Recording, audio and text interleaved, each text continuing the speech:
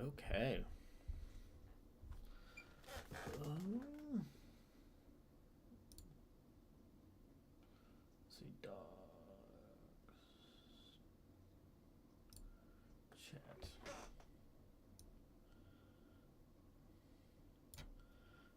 Basically today,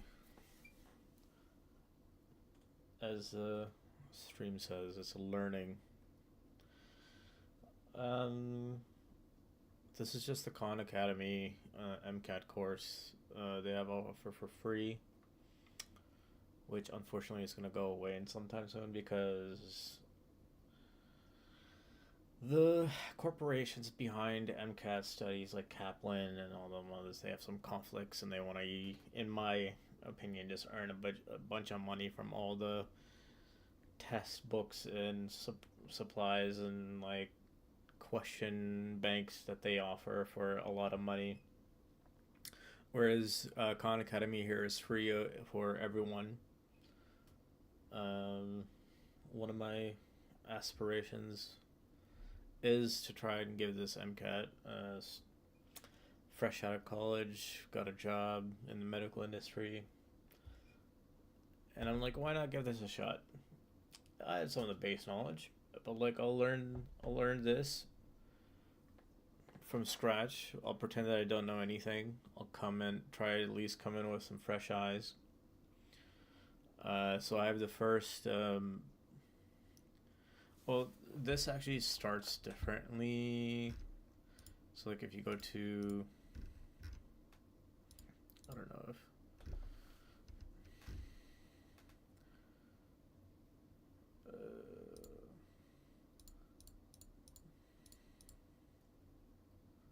let's just go to the MCAT. So this usually starts in a different way. They have like foundations, biomolecule cell organelles, um, and then they have some practice with that stuff, and then another unit, another foundations stuff, another unit, more foundational stuff, and then I'm on this. I'm just doing this first. I'm not really following it in order. I'm following it more to what um, the foundations here are. It's like foundations 1, biomolecules, foundation 2 would be cells, organ systems, physical processes, chemical processes, processing the environment, behavioral, individual and society, social, cultural, and social inequality.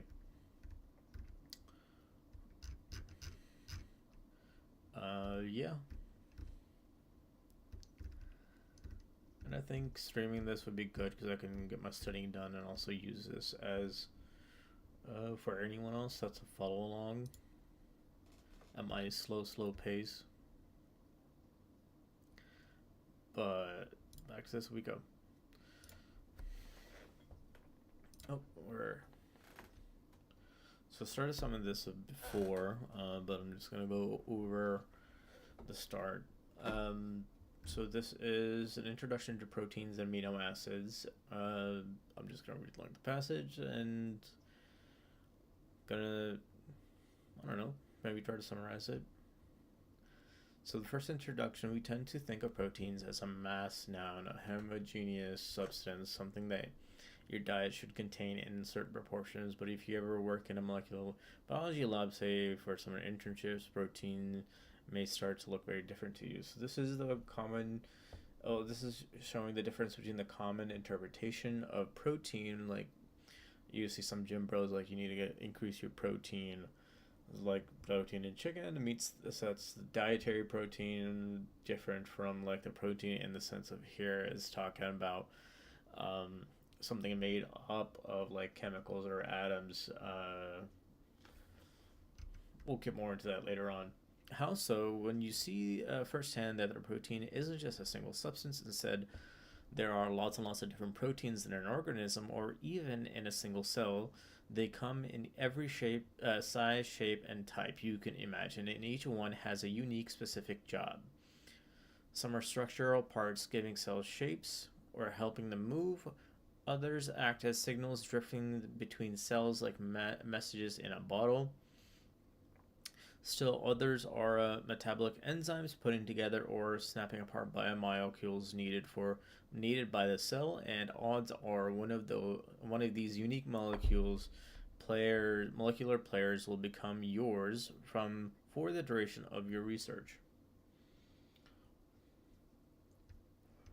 So this is going more into what they first introduced in the introductions paragraph, the difference between the normal nomenclature of protein and what the scientific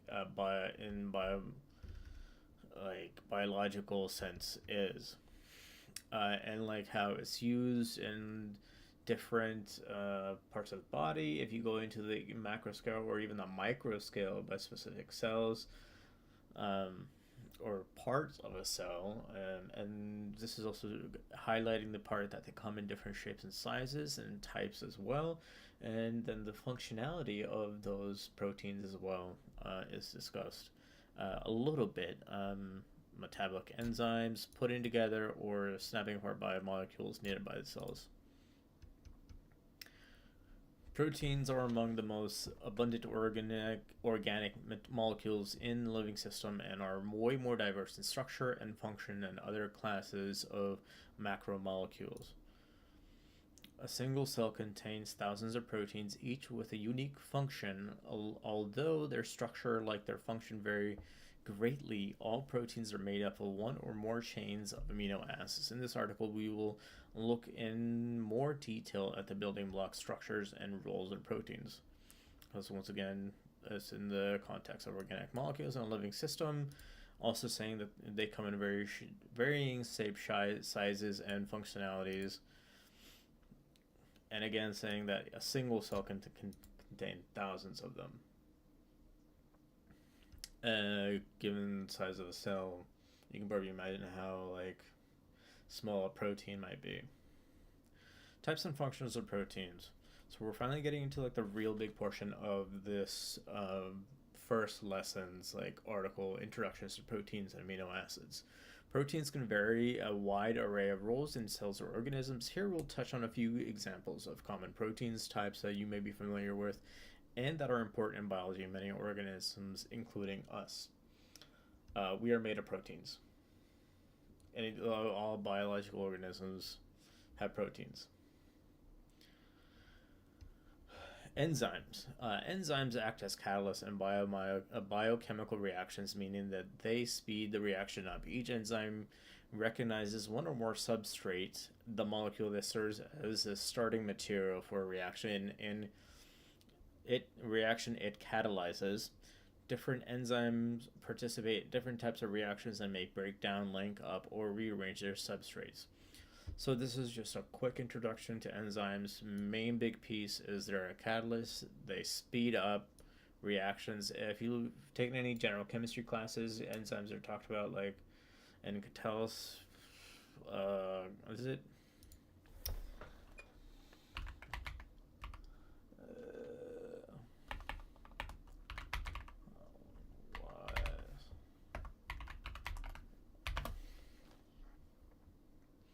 Yeah, so catalysis. So you add a substance known as catalyst. Catalysts are non-consumed by the reaction and remain unchanged. So catalysts are a thing that will be within whatever reaction mixture that you have. So they'll always be there. And they have specific binding. So you have a specific catalyst for another specific molecule that you want to speed up the reaction of.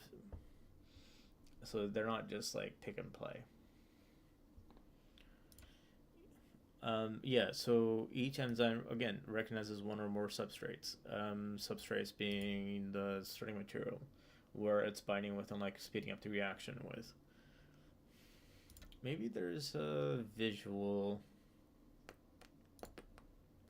Sometimes they have some good images to visually show you. Hopefully. What's a good image? These are all very sciencey images. Like this one, if you haven't taken some general chemistry, you probably won't understand what that is. Yeah, so this is a good a good showing. So we have the enzyme, and enzymes this, and the substrate. So it's like it's for this thing. And then they bind, and then at the end of the reaction, you have the enzyme, and then you have the product.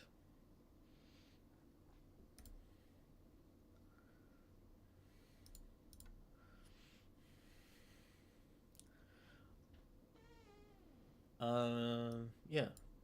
Again, pointing out the fact that there's different types of enzymes, and then in different types of reactions, more chemical chemistry knowledge you have, you from general chemistry, organic, inorganic, physical, whatever, nuclear, higher levels of chemistry go crazy with all the reactions and the mechanisms of the reactions, but not really focusing on that right now.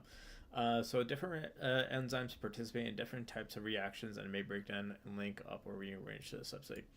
So this means that, again, from this, like from here, you can see that it's breaking up the substrate.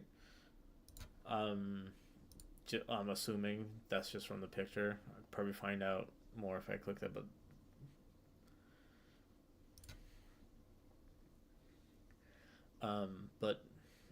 they can link them up, rearrange. So it's basically speeding up whatever reaction you're doing. If your reaction is to break down a molecule into its like pieces, it'll speed that up. If you're trying to make a longer molecule by adding two of them together, make a long chain, it'll speed that up. If you're trying to rearrange some stereochemistry or something like that, it'll also do that. Yeah. One example of enzymes found in your body is the salivary amylase, which breaks down amylase, a kind of starch, down into smaller sugars. I'm not saying that correctly. Amylose. Doesn't taste very sweet, but the smaller sugars do. This is why starchy foods often taste sweeter if you chew them for longer. You're giving your salivary amylase time to get to work. This is just explaining one of the things. They go over this in like high school biology too, and like some some of the portions. I don't know, but like who remembers high school biology? Only thing I remember from that is that the mitochondria is a powerhouse of a cell. That's what everybody remembers.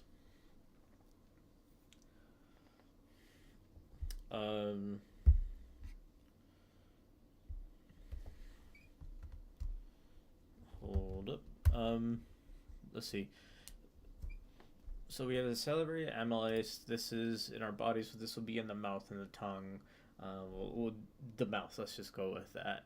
And it breaks amylose, a kind of starch, into smaller sugars. So that reaction, again, the more you chew, you're more like a paste kind of thing. You're going from a solid. So like also like it goes into breaking down. So like if you try to swallow an apple, you're not gonna like swallow the apple. So you got to chew on that shit. And the chewing also sort of helps into that breaking down of the apple into like it's like components. Allow like the saliva to do its thing, and like the amylase in the saliva. I'm assuming it's in the saliva because it's a salivary amylase. Well, what are the chemicals in the mouth to break down whatever you're eating into like smaller components to get like whatever nutritional or whatever you're trying to look for from it. And in this case, the starches break down into smaller sugars. And so the more you chew it, the more like paste like it becomes. It sort of helps with the breaking down of that.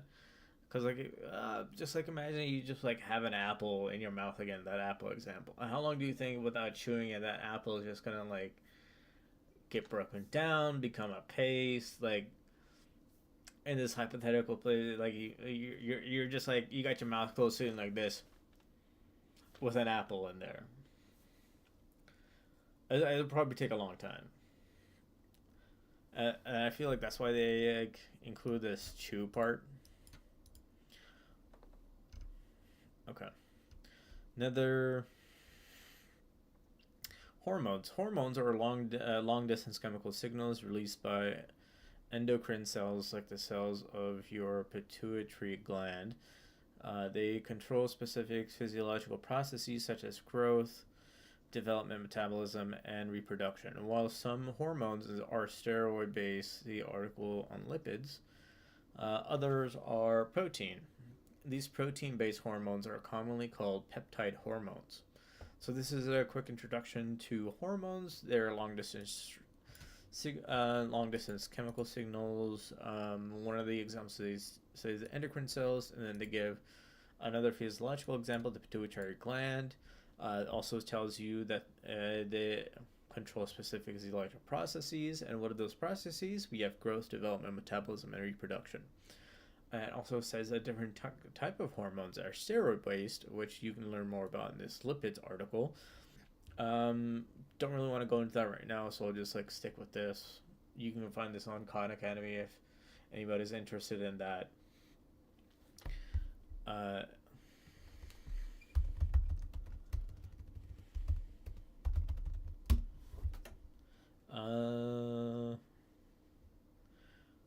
And then the other types are protein based. And what are these commonly known as? Peptide hormones. For example, insulin is an important peptide hormone that helps regulate blood glucose when glucose rises, for instance, after you eat a meal. Sorry. Chronic yawner.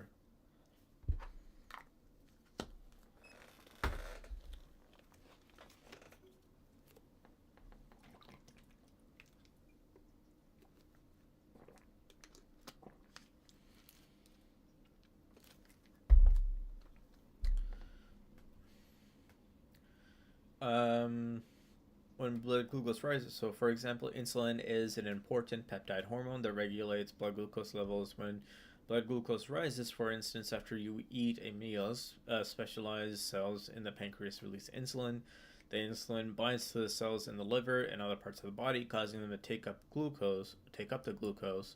This process helps the blood sugar to its return blood sugar to its normal resting levels. So this paragraph is introducing an example of a hormone, and a hormone that is very important, insulin, with how the health of the average American is, or even in the Western world, or even all around the world. Everybody knows someone who's diabetic. And the main thing they have is insulin resistance. And so they need external insulin to regulate their blood sugars because they have resistance to their own. I don't want to say something talking out my ass. I feel like I'm correct on that, but let's just ask Dr. Google, or in my case, my default search browser is Bing, and I've been lazy to change it. Diabetes.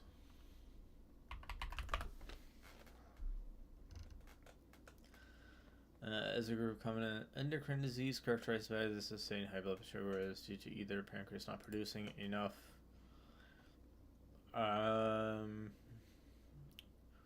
or the cell of the body becoming unresponsive to the insulin effect. Yeah, insulin resistance or not producing enough insulin.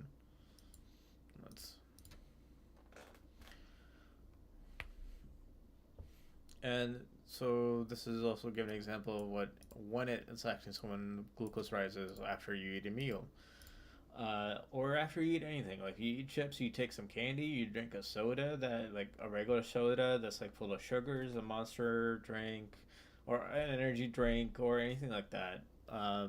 It'll give you a sugar spike. And where these cells, they're in the pancreas, or released by the pancreas,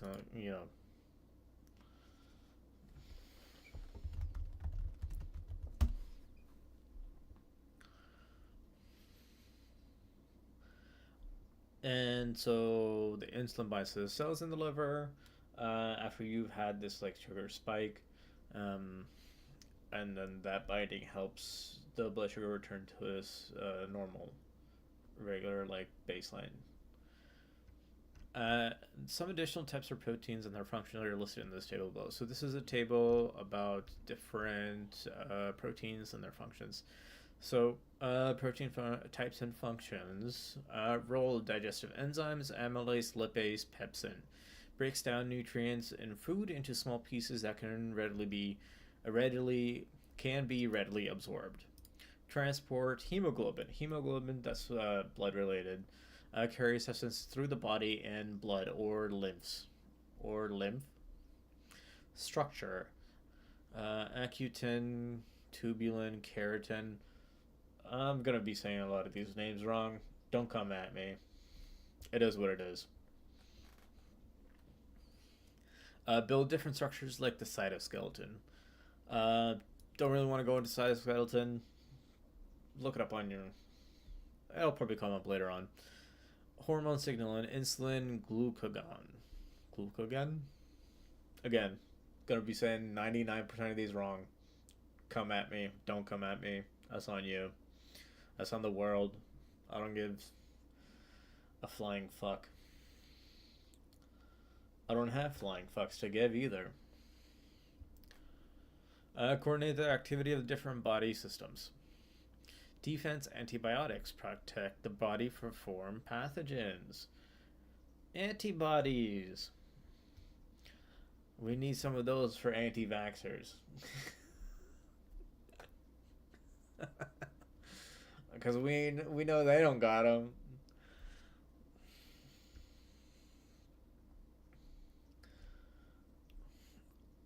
Let's see. Where was I? Contractions. Myosin. Carry out muscle contractions. You flex. Or if there's, I'm assuming it's flexing, or like even if it's moving, there's muscle contractions there. There's muscle contractions everywhere. It's like Oprah. You buy one, you get one free. The bitch is giving them out all day, every day. Storage, ligum storage protein, egg white, albumin. Provide food for early development of the embryo or the seedling. So that is the table that they provide here about protein types and their functions. Okay. Proteins come in many different shapes and sizes. Some are globular, roughly spherical in shape, whereas others form long, thin fibers. For example, the hemoglobin protein that carries oxygen in the blood is a globular protein, while collagen found in the skin is a fibrous protein. Let me just pull up some images so you guys have better. So globular protein structures.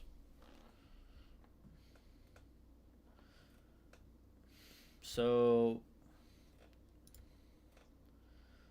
these are what mainly some people who are in like the medical industry or like science STEM fields know. They get into different shapes and sizes. Like this is probably what like a lot of people in science know of, like protein structures. There's going to be sheets, there's going to be folds, there's going to be a lot of stuff. Sheets and folds, all that like stuff. It goes, it's a very specific, different thing. Don't really need to know that much for the MCAT, I'm assuming. But we'll see when we get there. But like when you generally are looking for, like we're looking at proteins and the structures, this is what you'll usually get. Or like if you're talking to someone who like microbiology, protein engineering, that kind of thing is their thing, they will definitely like, this is what they think of when they first like proteins. This is another good picture. It shows you like the structures. Second primary structure, second is tertiary and quaternary structures. Again, you see some sheets, you got some folds, and you got some crazy mishap right here. Okay, let's go back to this. Proteins come in many different shapes and sizes. Some are globular. Fibers. So fibrous proteins, globular. So hemoglobin. Let's see if they're hemoglobin protein structure.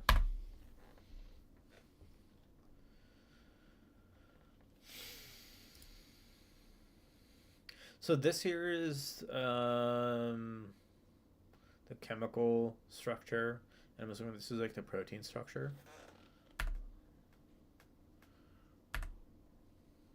Yeah, it's like red blood cell.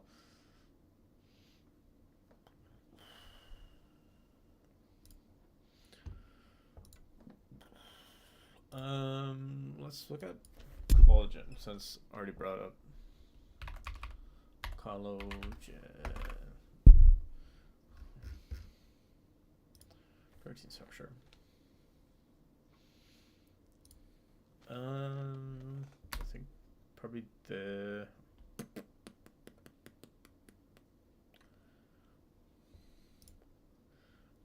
yeah.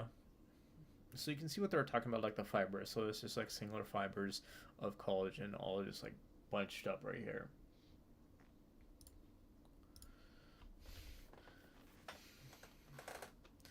A protein's shape is critical to its function, and as well, we'll see in the next article, many different types of chemical bonds may be important in maintaining this shape.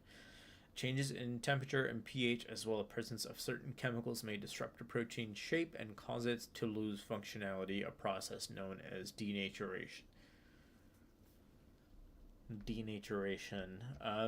So this is introducing a new concept, denaturation.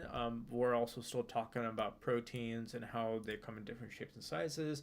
There's been a very key thing throughout this article so far, that proteins, they're whatever. You tell me what isn't a protein shape. That's probably easier. Now they're also telling us that what kind of things impact proteins. So here they introduce temperature and pH.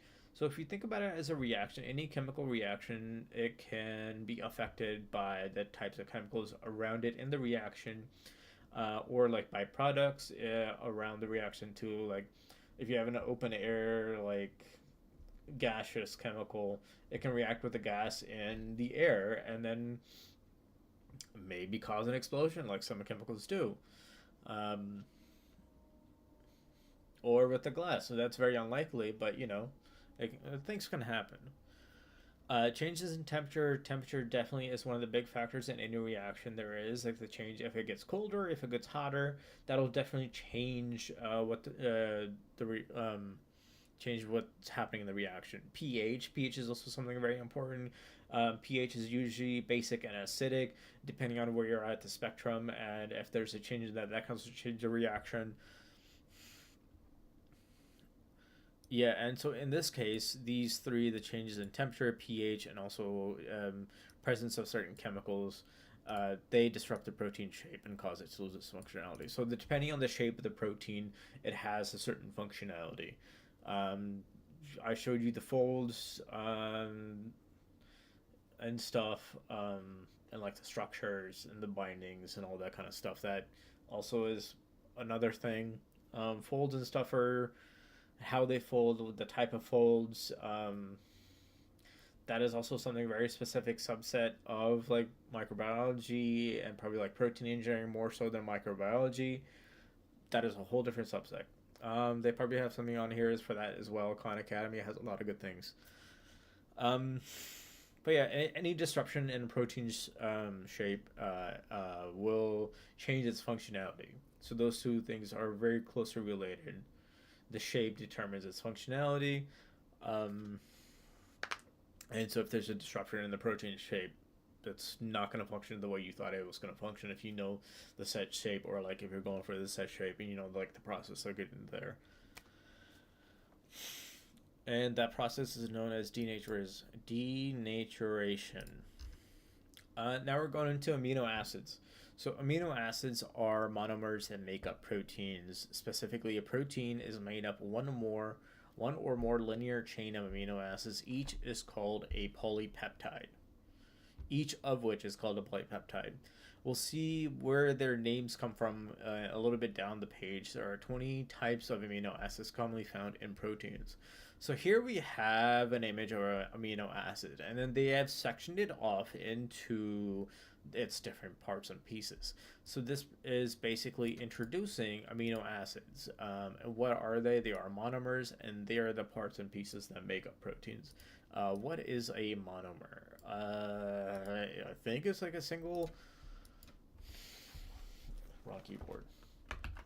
Monomer.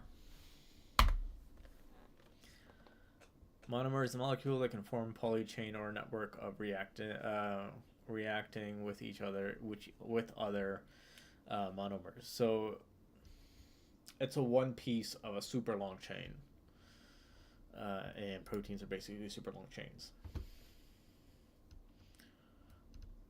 This is and they have DNA right here, or like, well, the pieces of DNA, I'm assuming, in this image.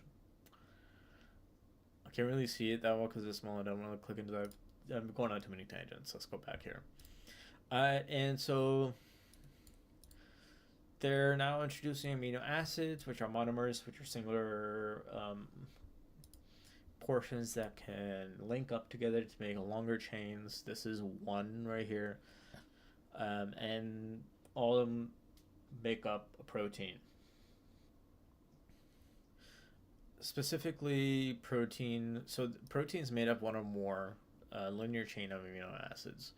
So linear, straight, is just like, like that ooh woo stuff. Sometimes they'll have thumbs in them too.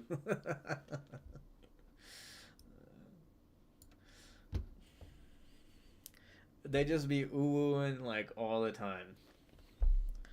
Just like this, and like imagine like set here, and like I have a finger pointing out this way too, and like it's just another one just connecting like that.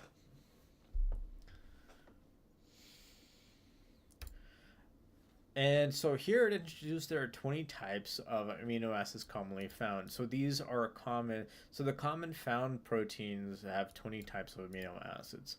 Now let's get into this image right here. This is a really, really good image to like break down. And amino acids. So that really, like, if you look at this, there's the amino group.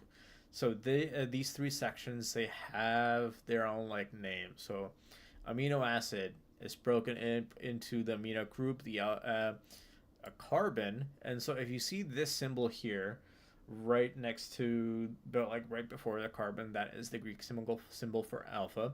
So this means that this carbon is a alpha carbon.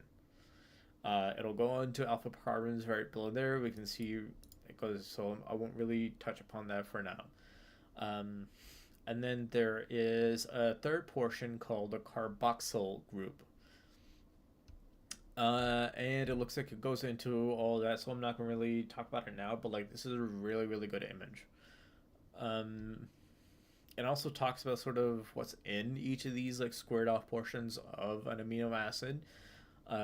So we'll get into that as we get more down through this article and up into the next articles.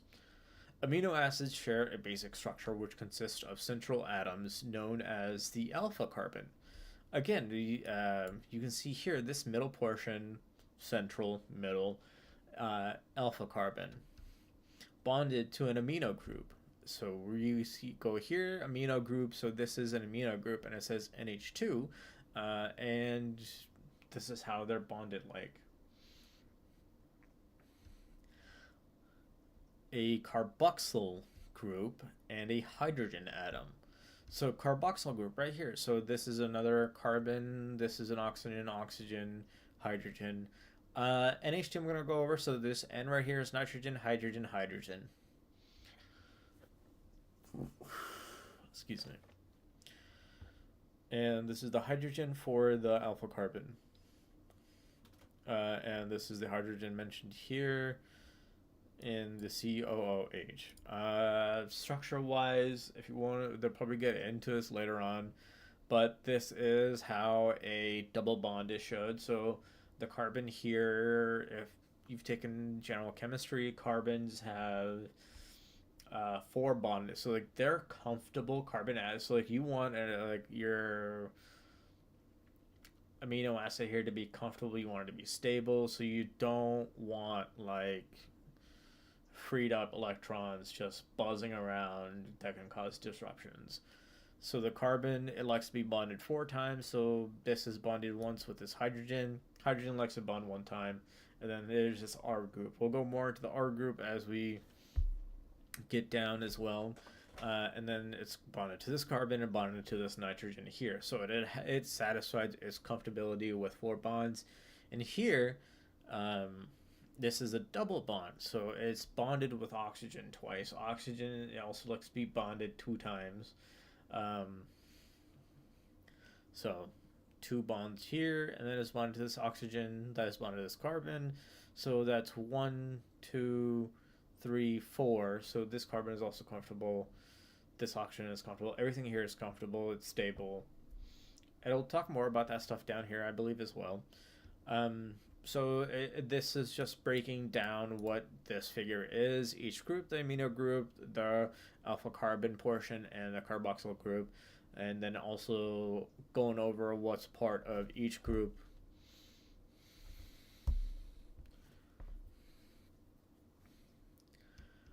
Although the generalized amino acid shown above is shown with its amino acid and not amino acid, with its amino and carboxyl groups neutral for simplicity, this is not actually the state in which an amino acid would typically be found. At the physiological pH 7.2 to 7.4, the amino acid group, I keep saying amino acid group. The amino group is typically protonated and bears a positive charge, while the carboxyl group is typically deprotonated and bears a negative charge. So this paragraph shows more of like what the typical is with an actuality, and here it says this is just for simplicity's sake, there's no charges on this, and so it brings up new terms as well: protonated and deprotonated. From context clues, you can tell what a protonated molecule or chemical would be. It would bear a positive charge. And deprotonated, again, from context clues, you would know it would be negatively charged. So let's look up the definitions of protonated and deprotonated.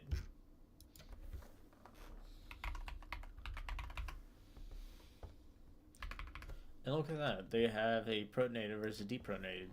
So protonated and deprotonation, a process related to addition or removal of protons. Protons generally refer to like hydrogen molecules. Protonation adds a +1 charge to the compound. Deprotonation removes one, so adds a positive charge to the compound. So like, if we go back here, so this has 4, and so it's bonded twice with oxygen, and then the oxygen is bonded twice here, and the carbon is bonded 4 times. So now if we added like if this was over here, this would become positively charged, while this carbon would be negatively charged. That's the protonation, deprotonation. Protonation results in a more positively charged species, while deprotonation leads to more electron-rich species. A molecule can be both added. A molecule can be both an acid and a base depending on whether it's protonated or not. Again, here protonation adds a positive charge to the compound, while deprotonation removes a positive charge, so you're going to end up with a negative portion. Yeah. Don't really need to know this for now. Still getting into it. And so this also brings up that they are partially positive. So they have a positive side and then they have a negative side at this range of pH, which is the physiological pH. So that means the pH in the body.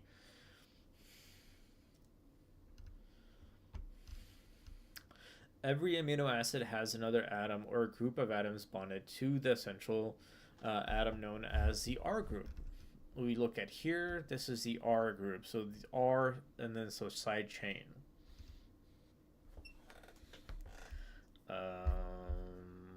stuff I'm working with. I have my laptop here as well, where like I'll be taking my notes and like looking over my notes and stuff.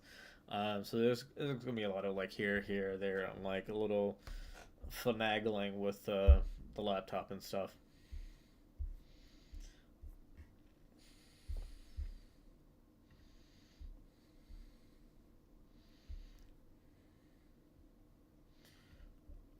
Okay.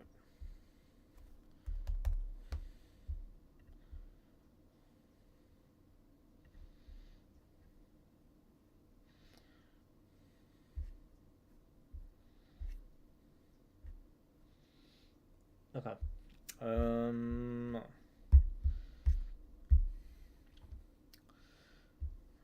Whatever.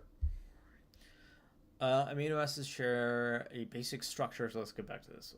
Amino acids share a basic structure which consists of central carbon atom known as the alpha carbon bonding to an amino group. Oh, already read this. Or I'll read that too. We're here. Every amino acid has another atom or group bonded to the central atom known as the R group. So again, we go up to this figure, the really good figure, and we see R chain right here. This is with the central carbon, also known as the alpha carbon. Known as the R group, which determines the identity of the amino acid. For instance, if the R group is a hydrogen atom, then the amino acid is glycine. Again, names are going to be an issue. I'm going to fuck up these names.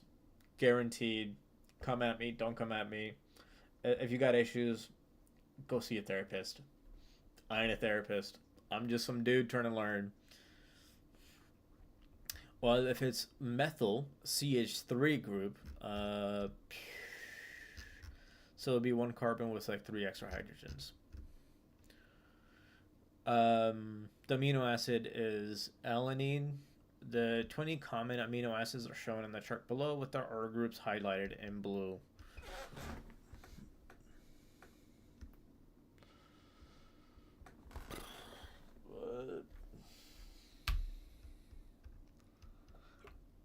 Let me just... Am I colorblind? There's no blue. Whatever. Okay.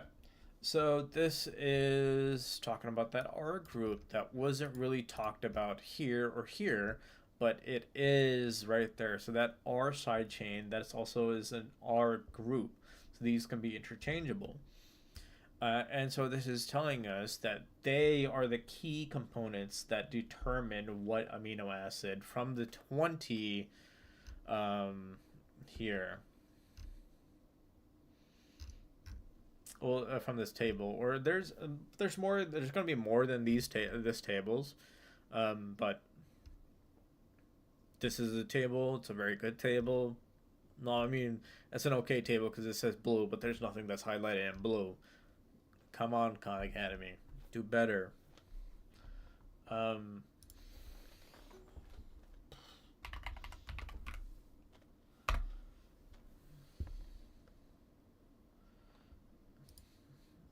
Let's see.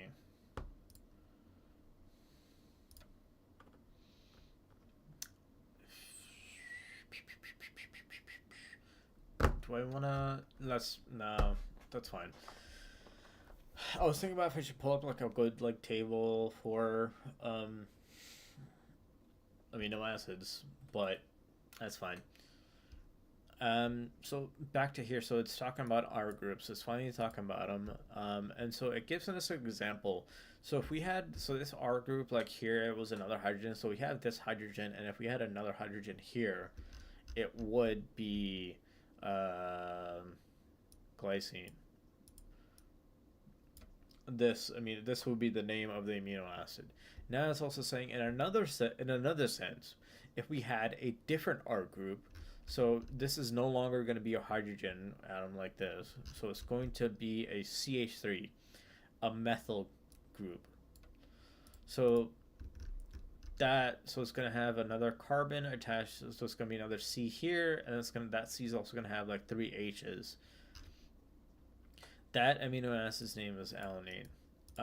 The 20 common, so, and it says here again, 20 common amino acids are on the table, highlighted in blue with the R groups. It is what it is. Could it be like these like portions of? Let's see if these are actually blue. Let's.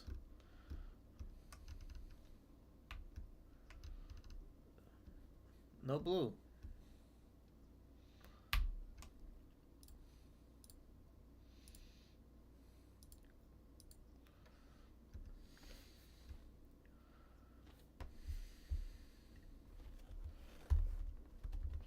So what do we see here? So amino acids with electrically changed side chains, electrically charged side chains. Let's zoom them back in. So these are positive. These will be negatives. Arginine, arg, histidine, lysine. So this is generally how chemicals in chemistry, some and like other just higher levels would be like denoted and like wrote as.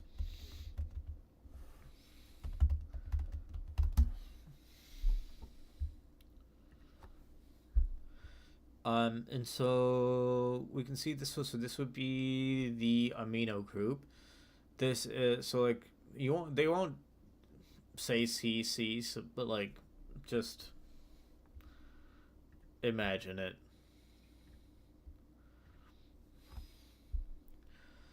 So this is the amino group. So this is double bonded O.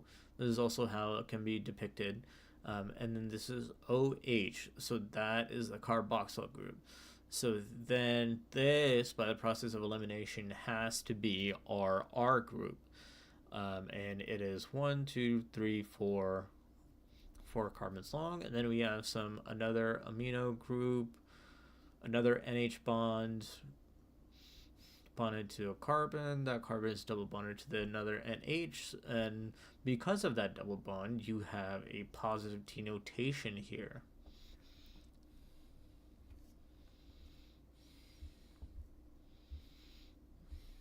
I also cut myself today while I was making some food after I came back from the gym, showered. Probably seen those dumbass like avocado knife videos. I was cutting up avocados, but I did slightly cut myself. But it's not that bad. It was just a slight cut on my thumb right here, and I put a band-aid on it. But like there's some top layer skin as well that sort of got shaved a little bit. No blood. This is the only like bloody part that I'm not gonna show it. But like I have a band-aid over it, and it's not that like I cut my thumb off and I could see the tendon and like I could see the bone like most of like the dumb people do. Well, not the dumb people. It's not really fair calling them dumb. What you see in most of the avocado knife accidents.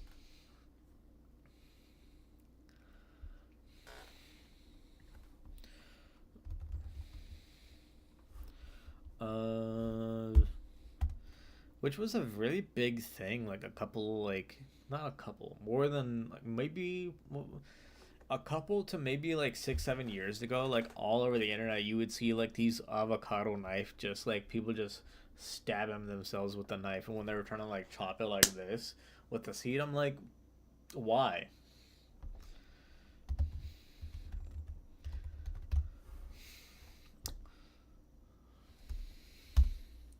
And so in this, let's go back to this. So in the his positive charge one, so if you go back here again, we have this amino group, and then this double bonded OOH.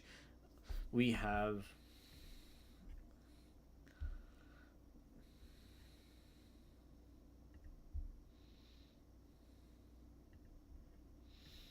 I keep getting distracted.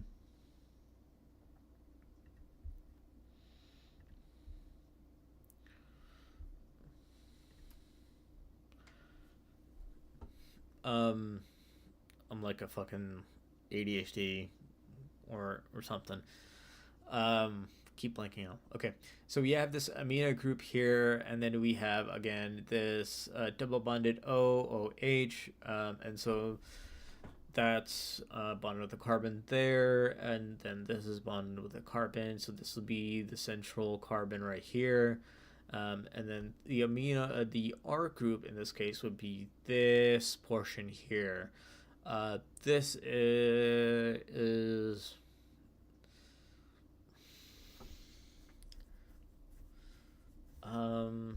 fuck, what do I call them?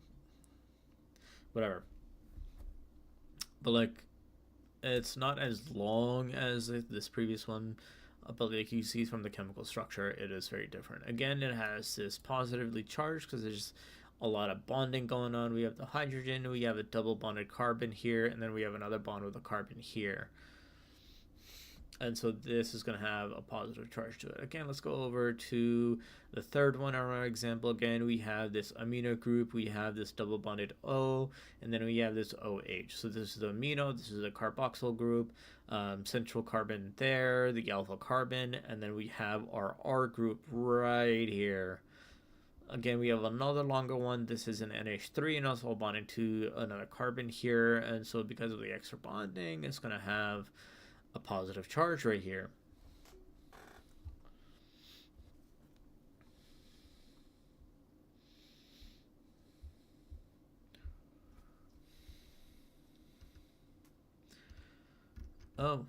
Negative ones. Aspartic acid, glutamic acid. Come at me with the names. I'm gonna get it wrong 100% of the time. Don't really care at this point. Again, so let's look at this. So we have our amino group, and then we have our double bonded O with a carbon, and then we have another OH bond over here. Central carbon is like here, and so we can rightfully assume through the process of elimination we have our R group right here, and so we have double bonding with the O's, and then we have. So with this, the carbon is negative because we have 2 bonds here, and the carbons again they like to have 4 bonds, and so we have single oxygen here, and then we have 1, 2, 3, 4. But there is no like hydrogen here. So like if you take away this, so if you took away this hydrogen here, this would make this O negative, and in this case, O needs to be like bound twice. It's into BDSM, and it's very unhappy that its kink is not being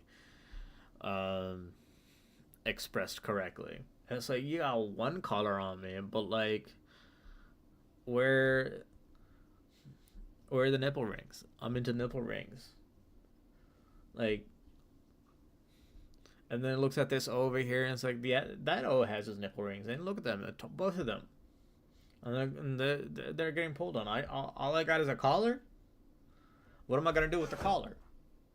I'm not gonna bust with just a collar, when like I'll be liking the nipple rings, and I'm unhappy. I'm down in the dumps. There's other ways you can think of this. This is a funny example to think of. So, it's basically, you're kink shaming me?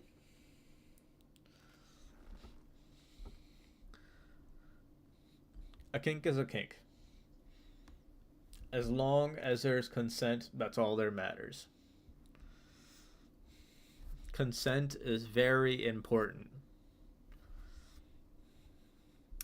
Glutamic acid, again, we have this amino group, we have the double bonded O right here, and then we have the OH. That means this part is the carboxyl group, this is amino group, central carbon, so this is our R group right here. Again, we don't have this O bonded with a hydrogen or anything else, so it's going to be negatively charged. Again, it's getting kink shamed, so that's like, it went to a different chemical It was like maybe this one will treat me right. Maybe this one will like, and then still nipple rings, pull on them, tug on them, whatever it's into. But no, it gets another collar, and then it's down in the dumps again. Um, these are other amino acids.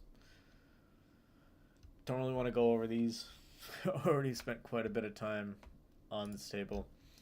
Okay. The properties of the side chain determine the... Also got some like music playing, so sometimes there's going to be ads on my second monitor over here. And I got to like click it so I can like listen to them tunes, you know. Okay. The properties of the side chain determine an amino acid's chemical behavior. That is whether it is considered acidic, basic, polar, or nonpolar. It's been talking about polar and nonpolar quite a bit, and let's just pull up the definitions for polar and nonpolar. What determines if something is polar compared to nonpolar?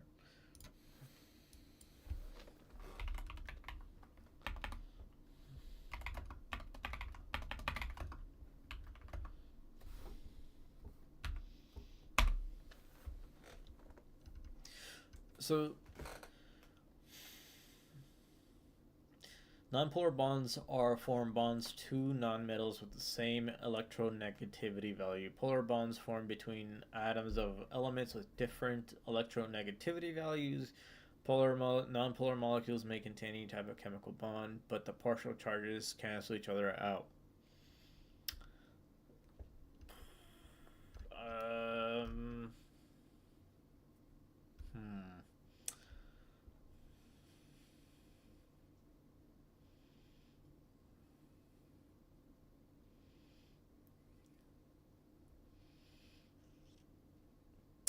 That introduces things like electronegativity, and also like assumes that you know what like nonmetals are, and like the electronegativity values of what you're doing, and like chemical bonds and stuff. So I'm trying to see if there's a better...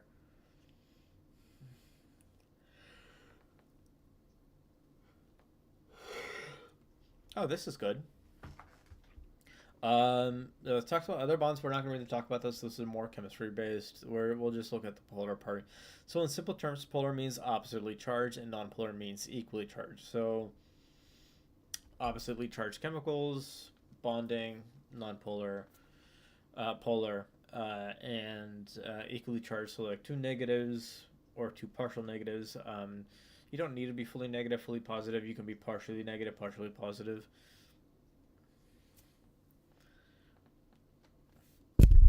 Here it mentions that partial charges.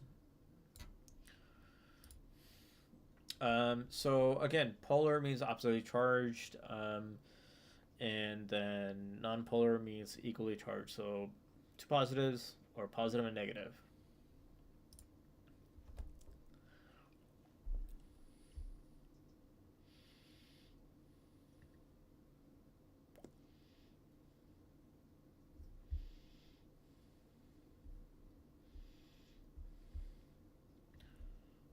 Okay. I was just looking at my laptop real quick. I was doing some stuff.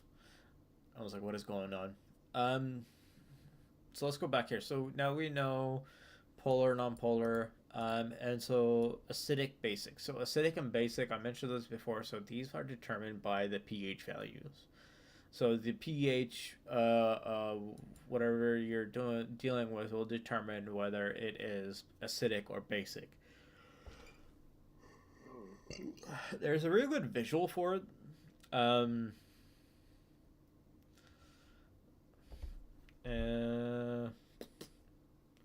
me see if I can't.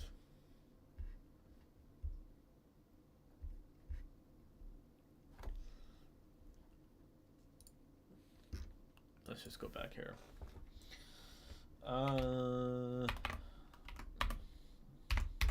pH scale. See if there's a good image.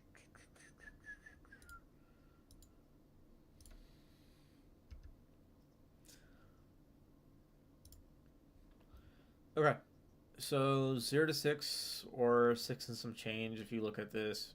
But like, let's just say up to 6, 7 is neutral. 0 to 6 acidic, 7 neutral, 8 to 14 basic. So lower your pH is. Excuse me. So lower the pH is, the more acidic it is. The higher the pH is, the more basic leaning it is.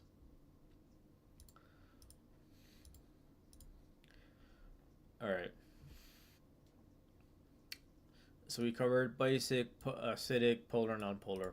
For example, amino acids such as valine and leucine are nonpolar and hydrophobic, while amino acids such like serine and glutamine have hydrophilic side chains and are polar.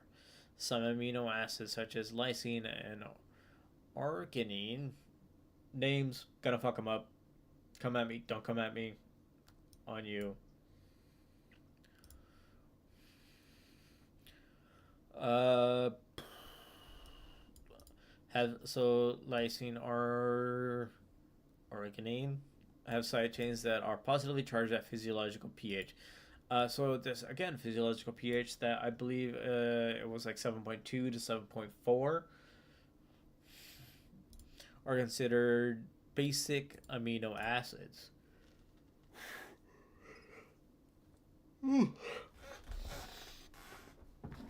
Whenever you're trying to learn something, you're just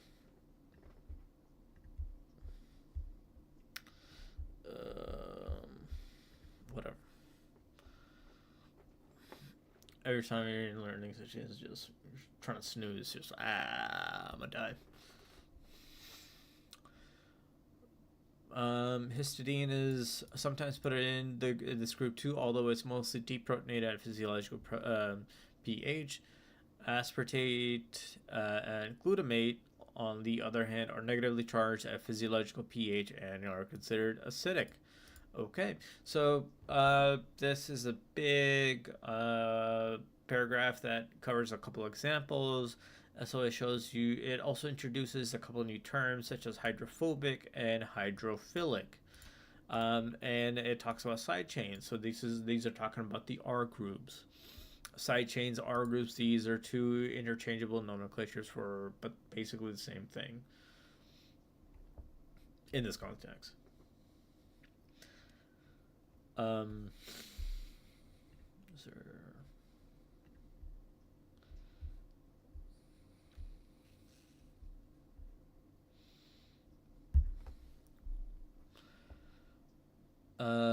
Okay. So it gives us a few examples of amino acids: valine, leucine. So these are nonpolar hydrophobic. So it's using one of the two new terms introduced: hydrophobic. I know hydrophobic. So phobic, you can think of as a phobia. So it's like afraid or like pushing away. And then hydro, water. So this is nonpolar hydrophobic. So it's not gonna mix with water basically. It's gonna be like, it's gonna have a lot of tiny hands just being like, nah, son, you ain't touching this ass. Basically, yeah. It's not going to interact with water. It's going to be sort of like a barrier. It's going to be like, come at me, but I ain't let you touch me. And then it gives another example of two more amino acids, so serine and glutamine. They have hydrophobic side chains and are polar. So hydrophilic. So we have hydrophobic and we have philic. So context clues wise, we can see that these two are opposite to each other. So we know hydrophobic means that we do not want water. Water ain't touching this ass. Philic is like, get up on this ass. I want you. I likes you. I'm gonna tear yous apart. basically.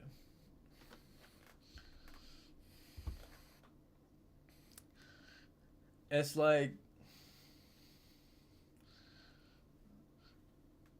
say, like, this is gonna be sort of a crude, kind of funny, maybe not funny, depending on the person.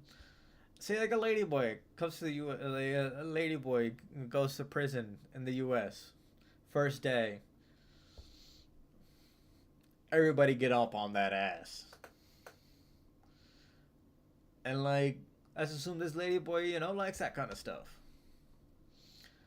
So like, they're gonna be like, shaking it, like, come on, daddy, basically.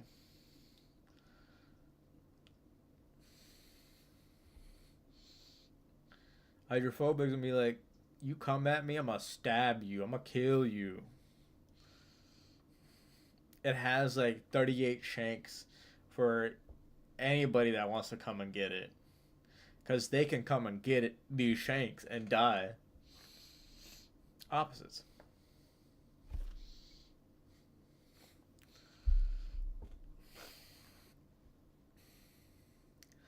And then another example, lysine, arginine. So these are side chains that are positively charged at physiological pH. So it's part of here. Positive charge, and then the pH. So the pH is the condition. So it is at physiological pH again, which is 7.2 to 7.4. Yeah, 7.2, 7.4. Excuse me. A few other amino acids have R groups with special properties, and these will prove to be important when we look at protein structure. Okay, so now we have another example coming up.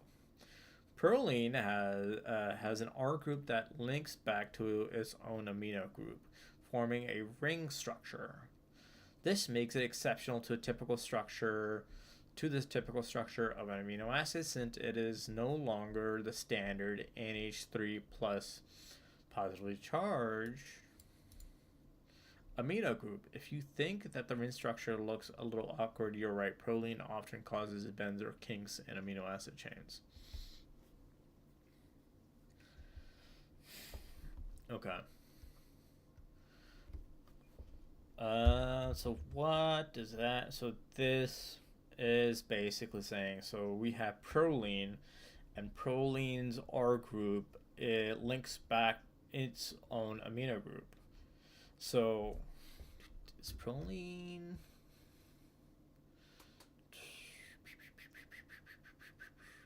right here? So we actually have a visual of proline. Okay. So again, we have the amino group right there. We have our carboxyl. We have our central carbon or alpha carbon. So it said proline forms a ring structure and it links back to its own amino group. So the R groups comes over here. This is the R group, and then it links back, making this ring structure. So these are all called rings. So another ring. Ain't nobody got diamonds.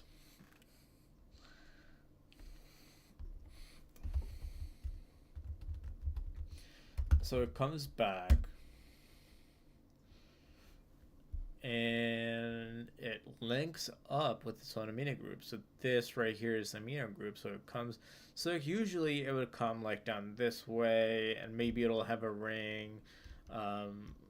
But this, with proline, it looks weird because it just goes around and it just loops back. Sort of like,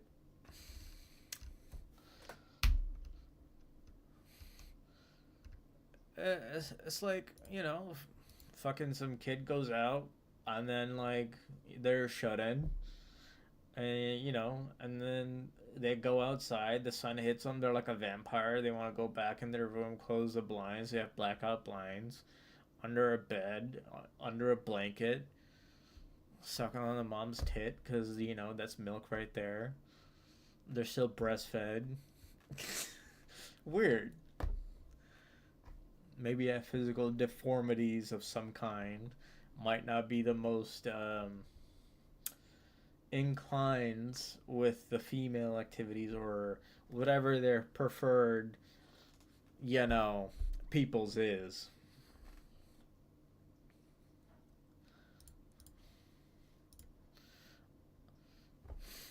So we know that proline has a R group that links back to its own amino group. So because it links back to its own amino group, you're no longer seeing an NH2 there, you're seeing an NH there.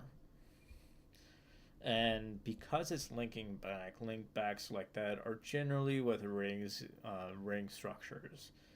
Depending on how many there are, there'll be different types of rings. You know, I could probably have like a million rings. I don't know. I'm not a chemist. Okay, so proline has an R group that links back to its own amino group, forming a ring structure.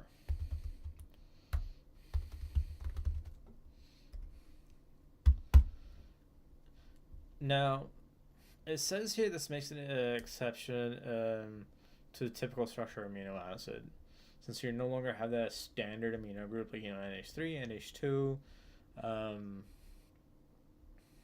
It kind of looks awkward. It kind of does too. If you compare it to like the other ones, because the other ones, you know, they typically come down or like to the side, and like they'll maybe have like a double bond here, double bond there, or like, you know, they might have a ring at the end tied to it. They never really have like a ring that goes around and like, you know, links back to its own amino group. And because of this weird structure, weird and awkward,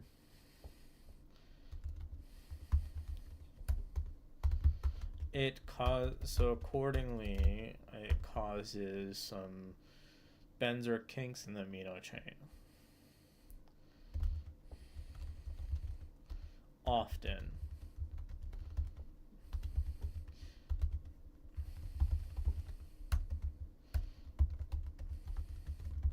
Okay.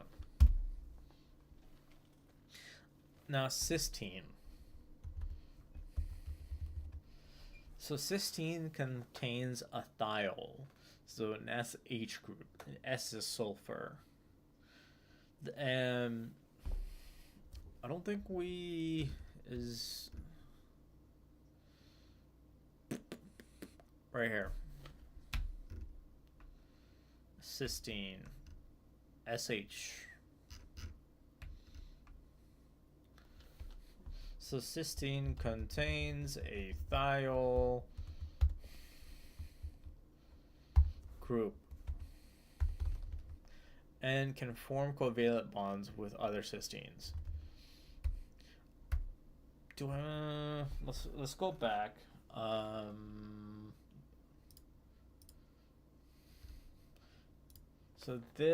when we were looking up polar versus nonpolar, I also talked a little bit about another bond and mentioned covalent bonds.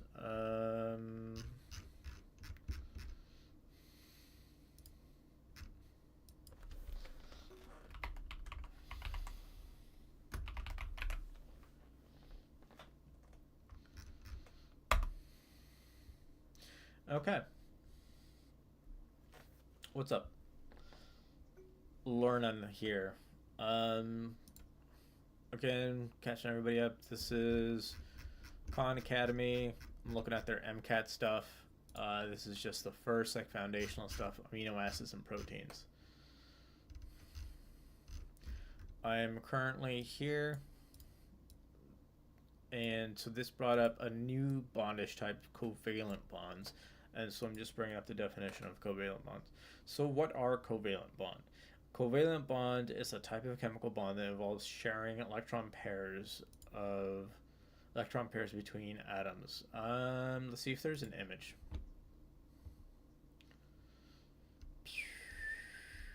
I want to see if there's a good.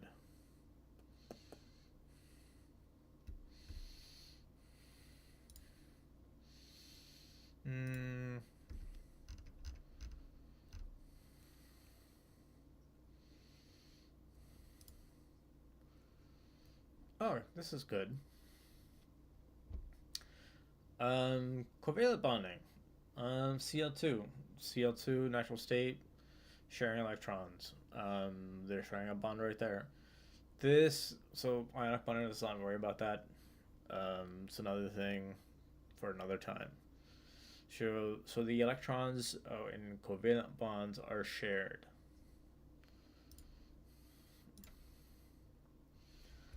Okay, so cysteine contains a thiol group and it can form covalent bonds with other cysteines.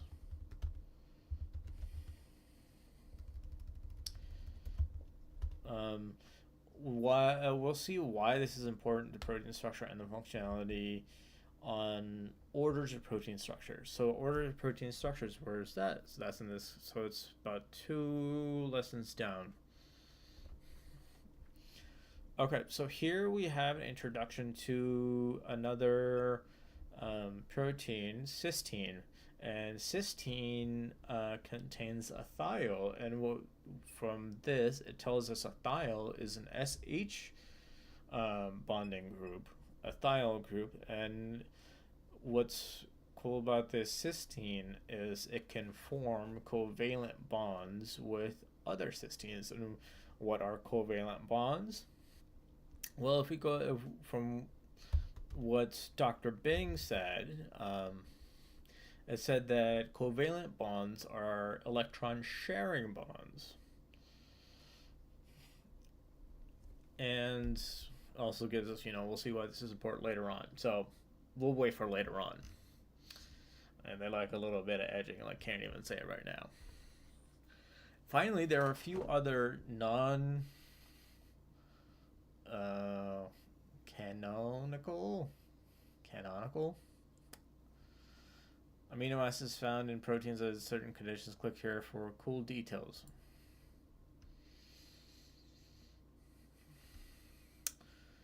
Okay, let's look through this. You may not need to know about these for your biology class, but they are pretty darn interesting. One is N for methionine.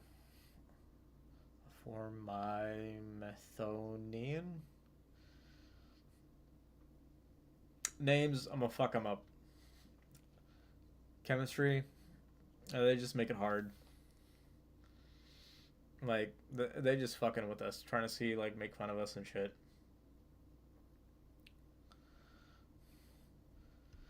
Another is, I'm not good with names either, being dumb. And then, like, these type of names for, like, chemicals and specific processes,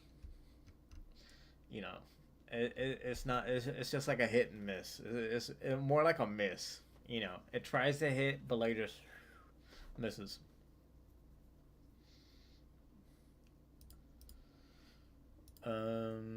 Which is often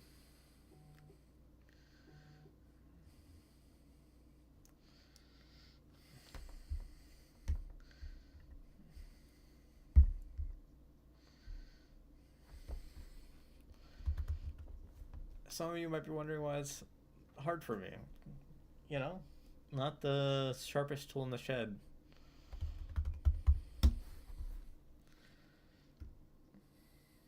Let's just go into peptide bonds. Each protein in your cell consists of one or more polypeptide chain. Each of these polypeptide chains is made up of amino acids. Okay, so this is a new thing, polypeptides. Let's not get distracted. Each of these polypeptide chains is made up of amino acids linked together in specific orders. A polypeptide is kind of long word that is spelled out in amino acid letters.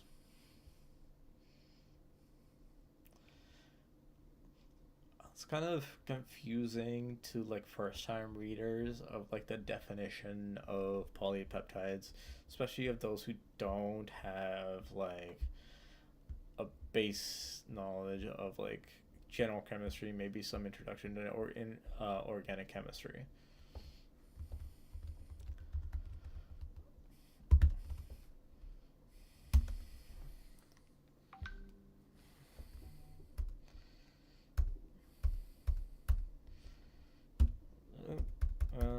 I got some stuff myself with my note stuff.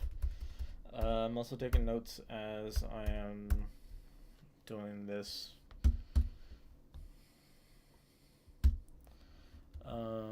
Peptide.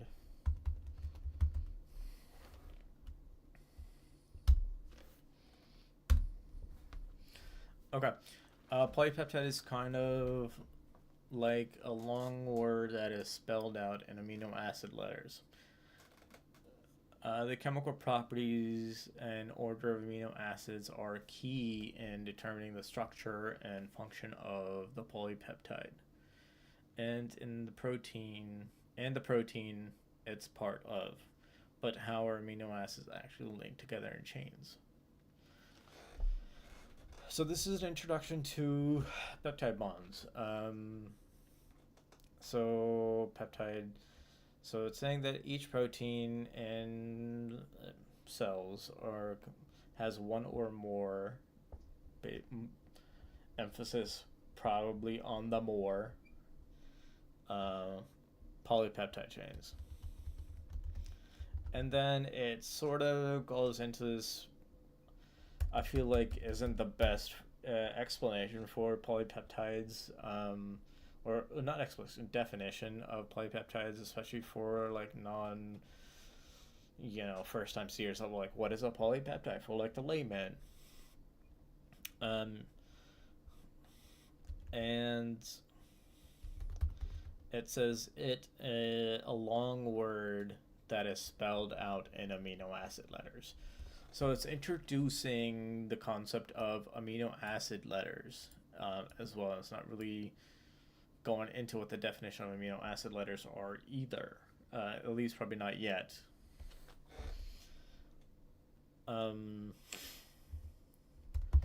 So from this we know polypeptides make up proteins in your cell. And there's generally one or more polypeptide chain.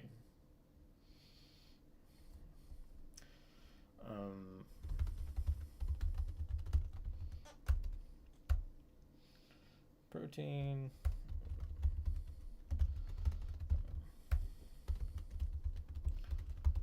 And they are long words that are spelled out, that is like a long word that is spelled out in amino acid letters.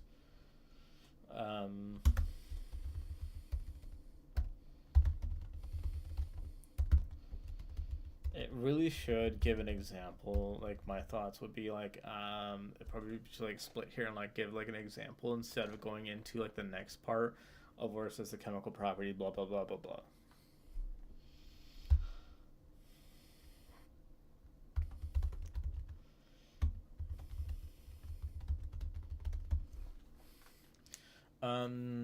So the chemical properties.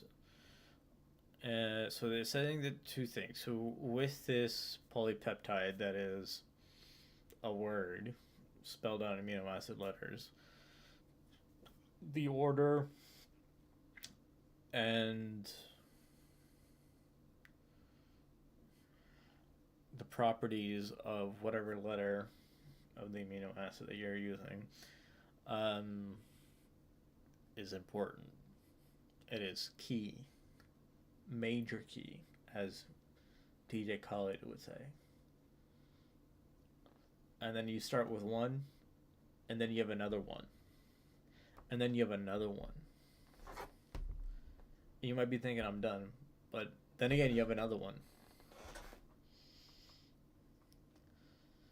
And it's like a major key. Not even a little key. It's a major key.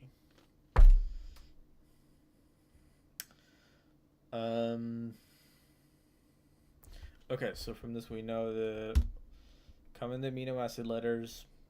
Kind of weird to introduce that now, not have an example like a definition. And we know that the chemical properties and and order of the amino acids are key in the structure and function of the polypeptide.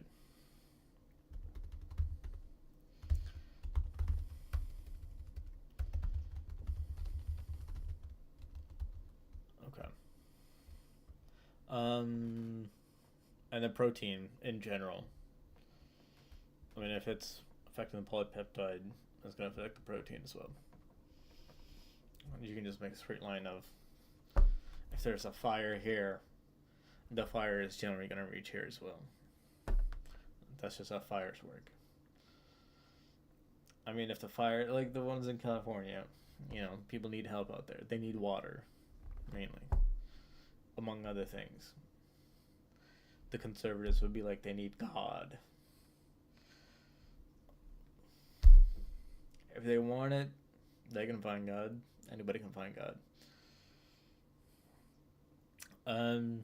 But yeah, like, if fire didn't work like that, whatever started the fire, like that, wherever the fire started, that would have just burned down, and then the fire would burn out itself, like without any fuel, because like stationary, isolated from everything else. It's only doing that. But unfortunately, that's not how fire works, and all of LA is on fire right now. Probably still is, because like there's like fundraisers and like benefits going on. I saw some live stuff on YouTube, like a live concert for donating and like helping out people in Los Angeles, because the insurance companies are scummy and they're like, we don't want to be there either. But like, they're protecting the bottom line, which is their money. Money.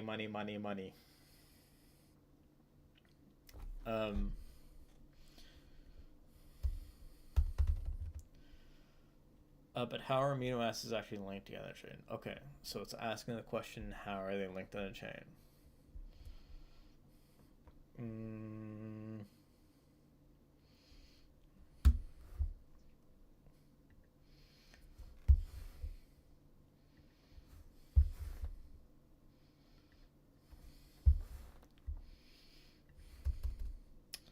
Just adjusting my notes of the protein. Okay. The amino acids of the polypeptide are attached to their neighbors by covalent bonds known as peptide bonds. Each bond forms a dehydration, synthesis, condensation reaction. During protein synthesis, the carboxyl group of the amino acid at the end growing polypeptide chain reacts with the amino acid group of the incoming amino acid, releasing a molecule of water. The resulting bond between amino acid is a peptide bond. Okay, so there's a lot in this. And they have a good diagram, picture, so you can look at the bitch. But before that, so excuse me.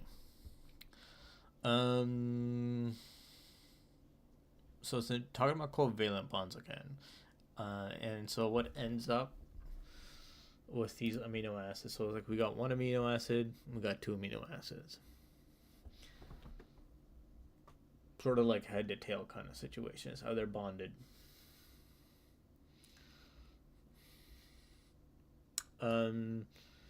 So they're neighbors. So they have one amino acid and then whatever the other amino acid is.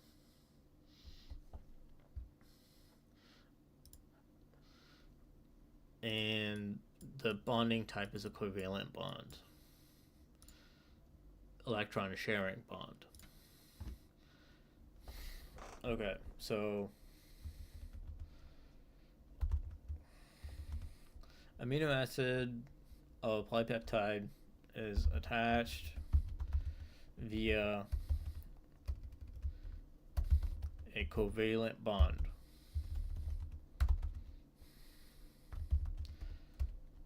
with its neighboring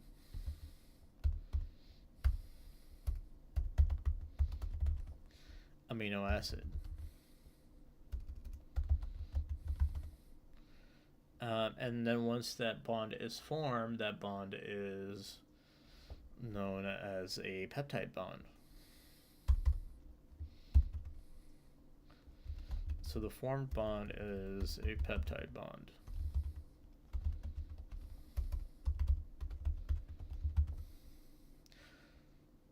And so it's also talking about something new.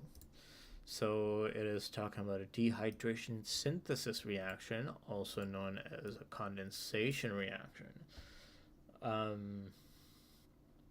Condensation reaction. And it says water, so yeah, basically. So that means that one of the byproducts besides the peptide bond is going to be water. As you can see here, H2O.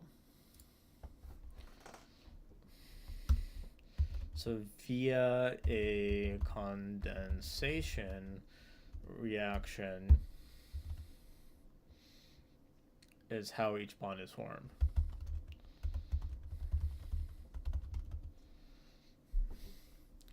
So during the protein synthesis, so the carboxyl group, so the carboxyl group is going to be the COOH. So that's that carbon double bonded with the O and also bonded with the OH. The carboxyl group of the amino acid at the end of the growing polypeptide. So the carboxyl group reacts with the amino group. The amino group is over here, that's NH group, this NH2 group. And that it'll react with one of these like hydrogen bonds to like offset into water by itself. So when protein synthesis is happening, the carboxyl group is reacting with the amino group.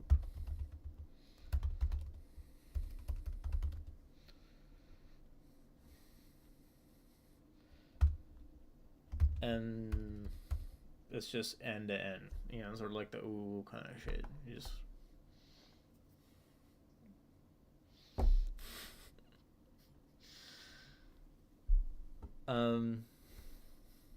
okay.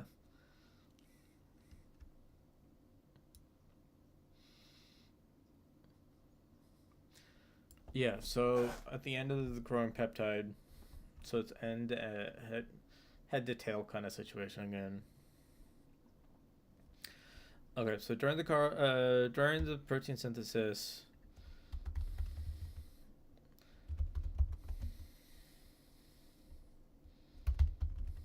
the carboxyl group is reacting with the amino group. And it's basically head to tail kind of.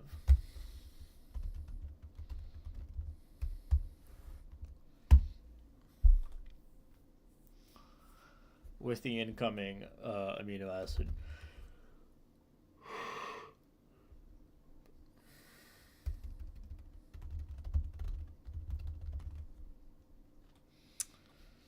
And so condensation reaction is between the carboxyl group and the amino of the amino acid, and with the amino group of the incoming amino acid. And that will release a water molecule. Water will be the byproduct. The main thing that we're wanting to focus on is this polypeptide.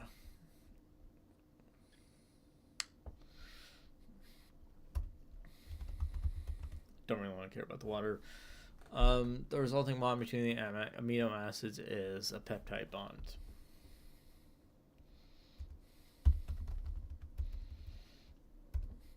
So the new bond that happened is called a peptide bond.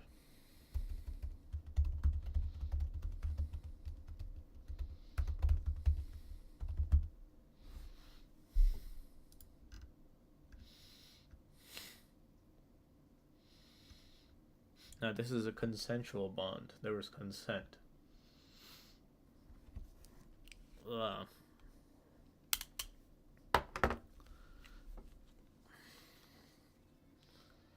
Take these off for a little bit. I feel like I've had these on for too long.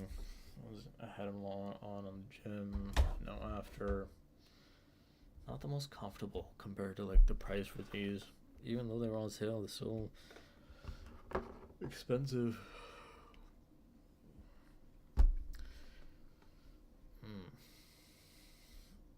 They're supposed to be on ear too, so like they should be sort of comfortable at least to be on your ear for an extended period of time, as people generally wear headphones. Okay, let's now look at this picture that we have. So we have two amino acids. We have the amino group, we have the COOH, we have the carboxyl group. Our R group here is an H hydrogen. And we have our central carbon. So this reaction is happening with the carboxyl group reacting with the amino group. So this is the base protein, base amino acid. This is the incoming new amino acid. So the carboxyl group, so that reacts with the OH and the H are basically reacting together. That they kick off, be like, ooh, water. Water, when it wants to form water, water will form water. React and then bond together. They're basically linking up tip to tip. In a sense. All consensual. All above the law board. All legal.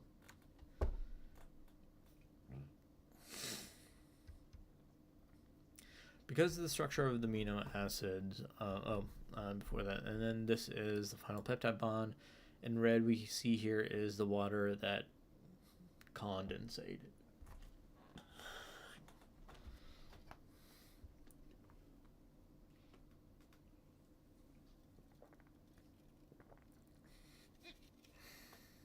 Coke Zero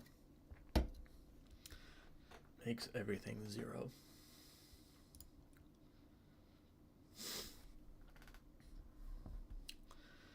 Because of the structure of the amino acids, a polypeptide chain has directionality.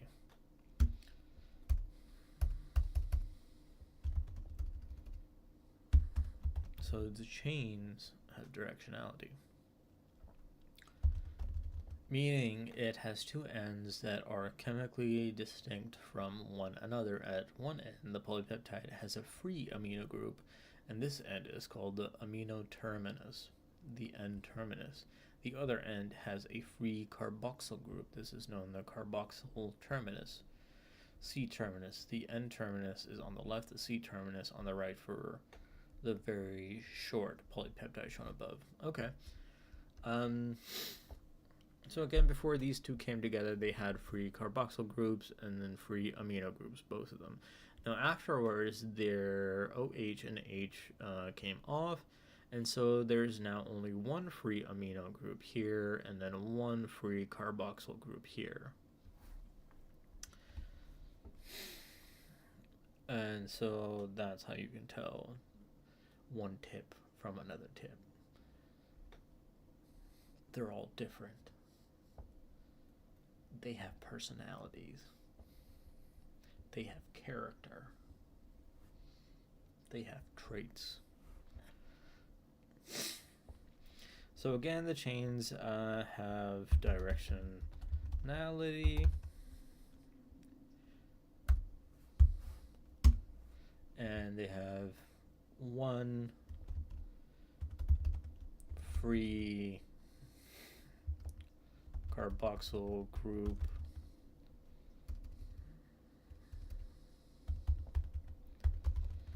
that is called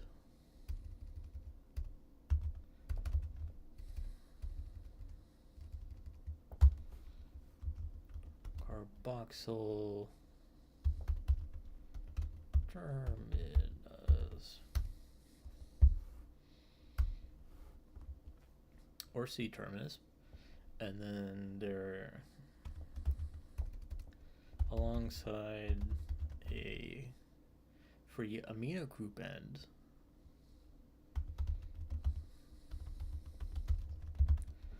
And that is going to be called the amino terminus.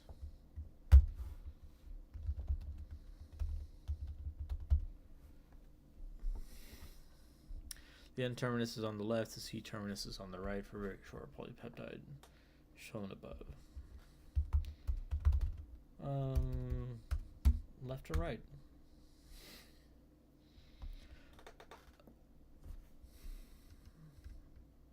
Again, amino group, carboxyl group, so this would be the N terminus, C terminus.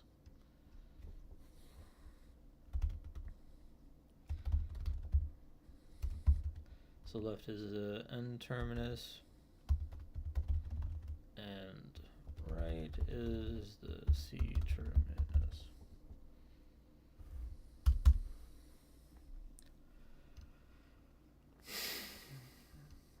How do we go from the amino acid sequence of polypeptide to the three-dimensional structures of a mature functional protein? To learn how interactions between amino acids cause a protein to fold into its mature shape, I highly recommend the video order protein structure. Okay. Let's go to the next.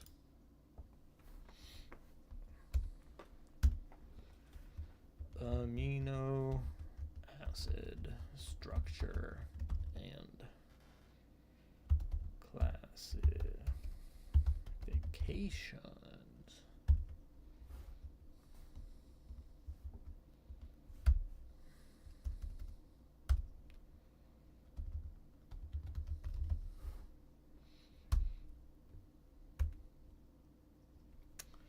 Amino acids are essentially building blocks of proteins which carry out almost every function in our body.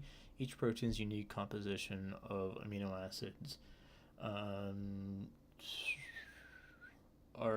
determines its specific structure and function, much like how Lego pieces can be put together to create many different, unique 3D models.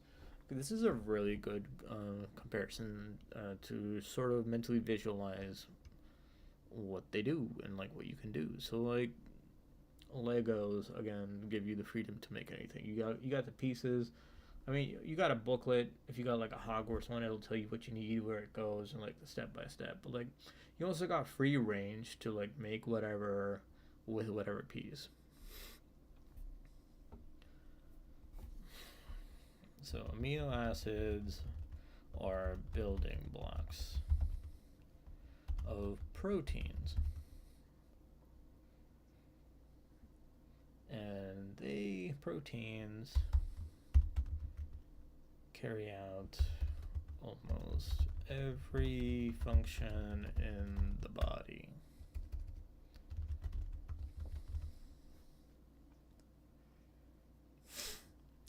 Structurally, each amino acid contains two functional groups, an amino group and NH2, and a carboxyl group COOH. For the MCAT, it is crucial to remember that 20 protein organic alpha amino acids have both the amino and carboxyl groups attached to the alpha carbon, which is attached to an R group specific to each amino acid. The alpha carbon is chiral, unless R is H, as with glycine. Okay, so this is sort of talking to us that, again, amino acids has two groups, an amino group and a carboxyl group. Crucial to remember the 20 amino acids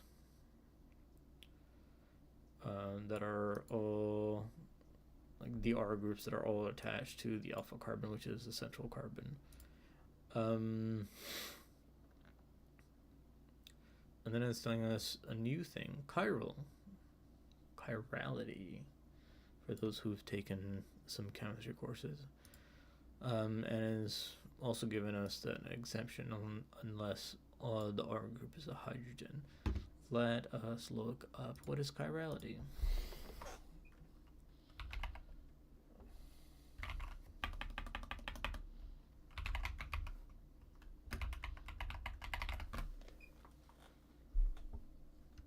chiral refers to a molecule or ion in chemistry that cannot be superimposed on its mirror image. Left hand, right hand kind of situation.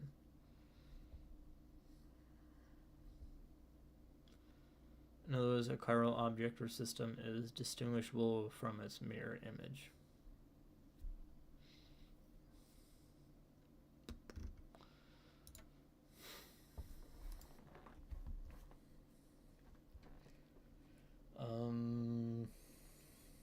Okay.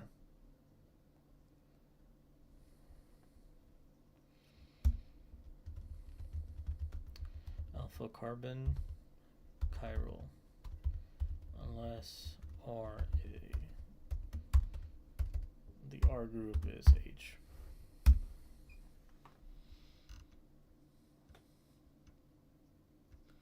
Each of the 20 amino acids has one letter and 3-letter abbreviations that you should be familiar with for the MCAT. These abbreviations are shorthand codes that make it easier to communicate complex biological information. Let's go through these abbreviations.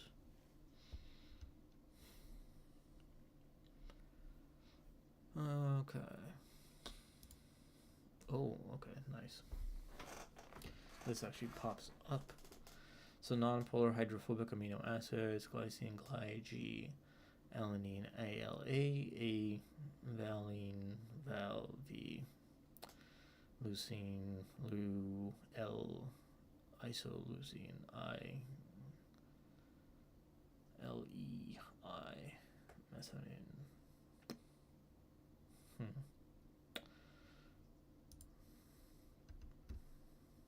Is there 21, 2, 3, 4, 5, 6, 7, 8, 9, 10, 12, 13, 14, 15, 16, 17, 18, 19, 20. Okay, there are 20. Man, just give us the damn table. Like, why remember? Make it easier. Just give the damn table.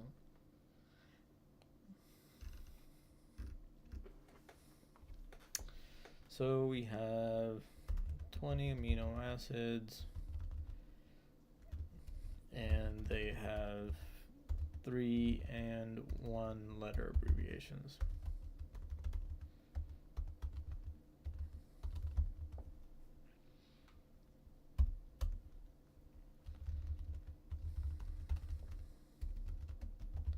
And we should remember all 20.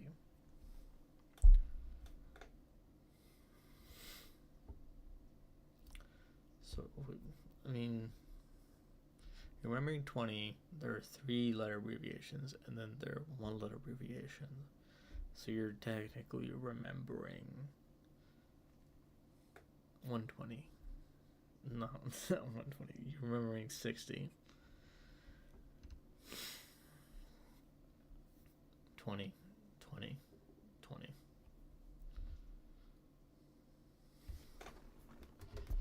Oh, phone's charged. Cool.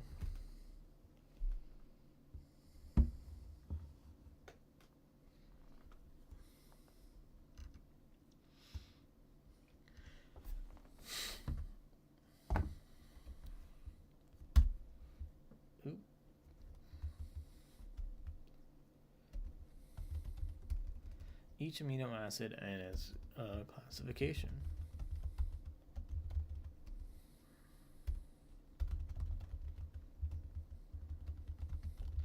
As shown in the table above, the 20 amino acids can be classified into various groups depending on their hydrophilicity, charge, aromaticity. Because amino acids have unique side chains, they have unique chemical properties and roles in proteins. Let's take a closer look at amino acid groups and individual amino acids. It's important that you can recognize each amino acid by its structure, classification, and unique characteristic. Okay, so we have 20 amino acids, and they are classified into their various this.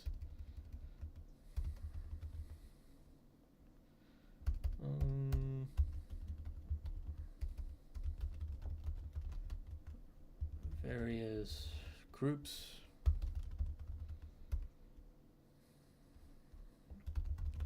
Depending on how hydrophilic they are.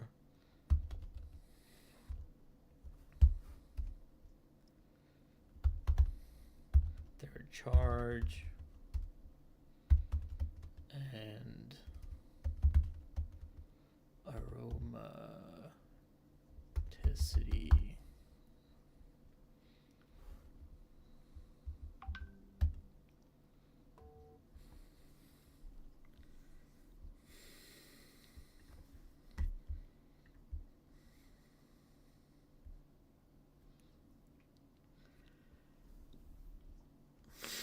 Okay, so 20 amino acids, they're classified into various groups. Those various groups depend on their hydrophilicity, charge, and aromaticity.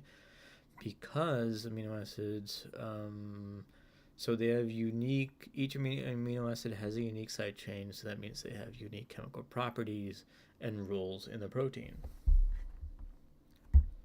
Okay. So each unique R group has a unique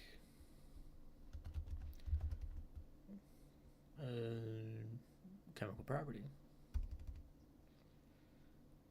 Where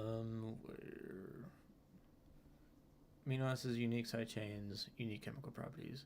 Okay, so each amino acid has a different R group, and that determines its unique chemical properties and the role in the proteins.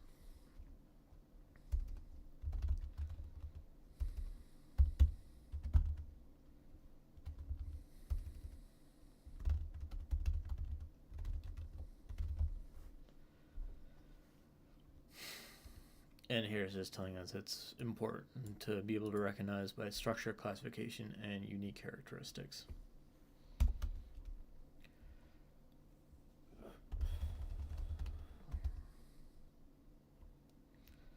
Man, just like give us a table. It'll be much easier. There's pluses and minuses to that. So if we have a table, if we don't remember what's on the table, that just means that we're going to be spending more time as you utilizing the table. And if we remember the table, we're not going to be utilizing the table.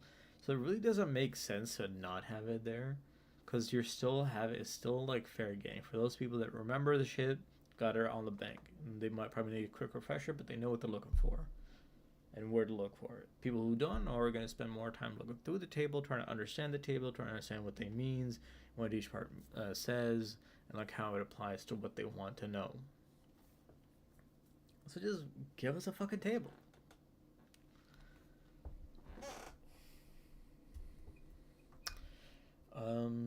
But recognized by structure, classification, and any unique characteristics.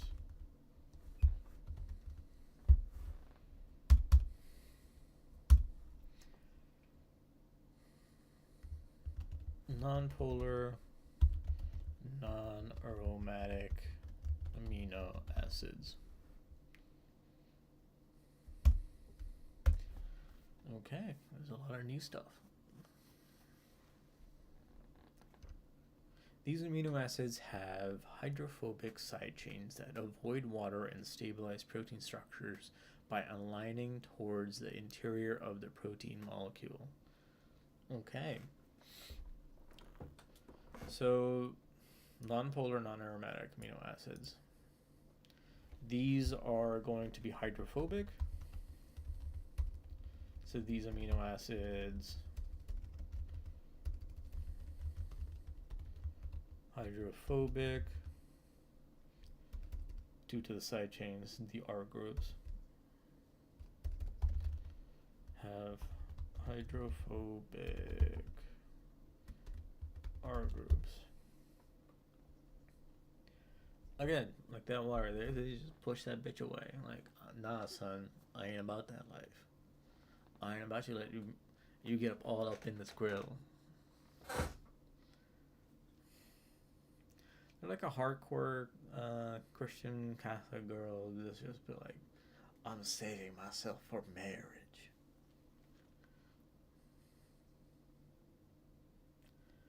But unlike said person, girl of said faith, in a typical, stereotypical manner, in a stereotypical hypothetical solution, this isn't gonna take it up the butt.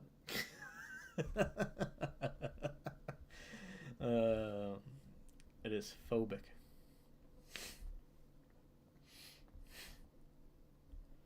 So they avoid water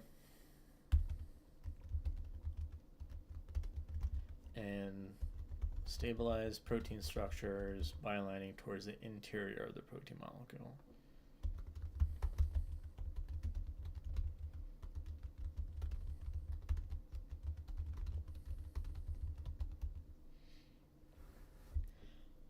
And good thing it gives an example, because examples are really nice.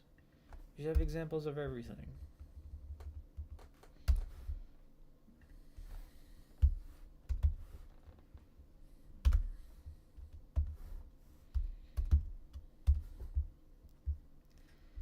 Probably should work on my typing speed. You should be able to type faster, like 300 words per minute, like a stenographer. How the fuck do those motherfuckers even use that? Just like, I don't know.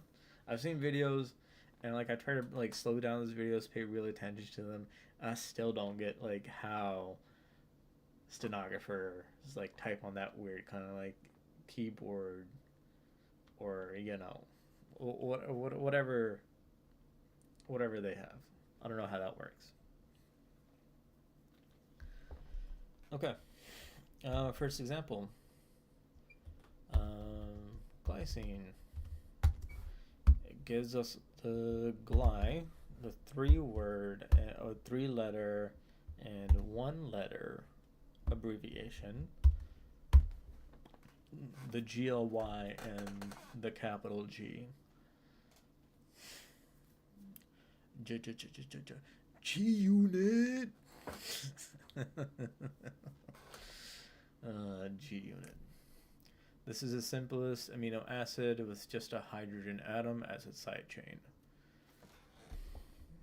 So, simplest amino acid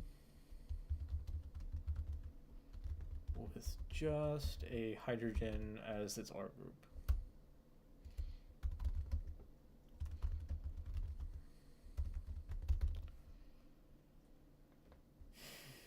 Providing flexibility to protein structures. It can be found on the inside or outside of the protein. Okay.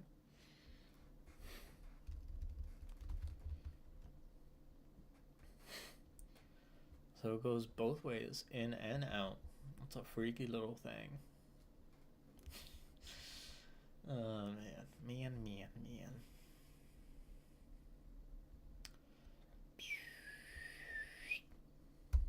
Okay. Okay, so the first example is glycine, GLY, G. R group is H, so that makes this the simplest amino acid to remember. You just have another H. It's just attached to the alpha carbon, which is a central carbon. And then what does it do? It provides flexibility to the protein structure.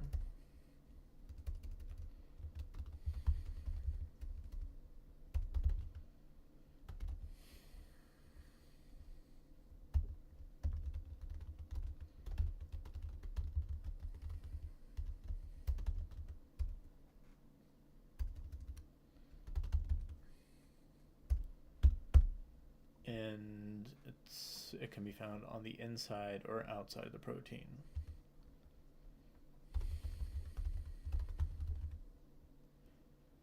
Inside, outside, inside, outside.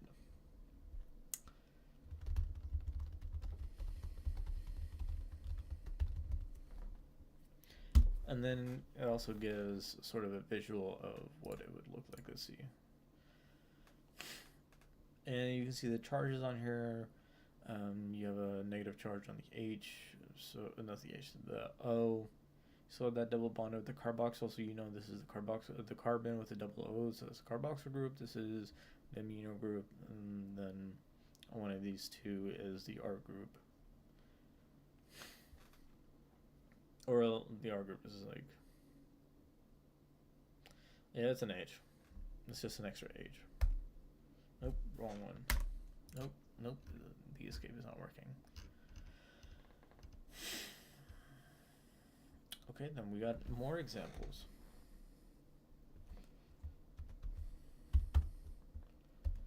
Alanine, ALA, or capital A,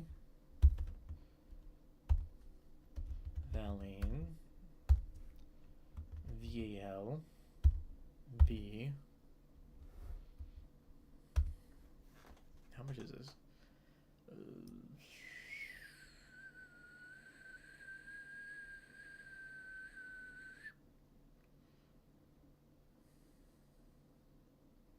I feel like at some point I'm just gonna give up on these names. I'm just gonna be like, yeah, you know, there it is. Okay, let's get back to where I was.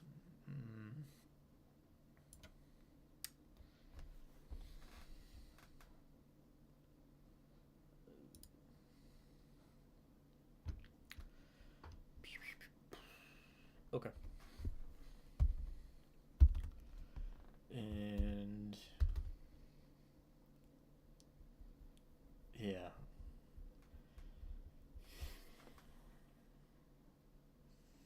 Now, after I finish this one, I want to go on to orders or protein structures. Or do I want to call it a day and like maybe like get a game of something in for a little bit and then go to sleep, because it is 12:22 and I need to fix my sleep schedule, which I keep saying every single time. I'm gonna fix my sleep schedule today. I'm gonna do it today, and then that today starts tomorrow. And tomorrow never comes.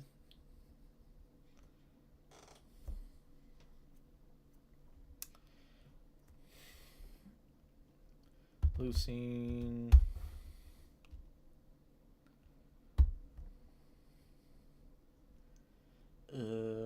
LEU. Nope, need to capitalize the L. L's for days. That's what I'm doing.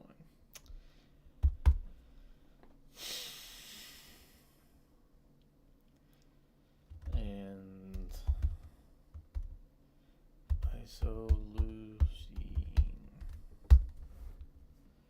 ILEI.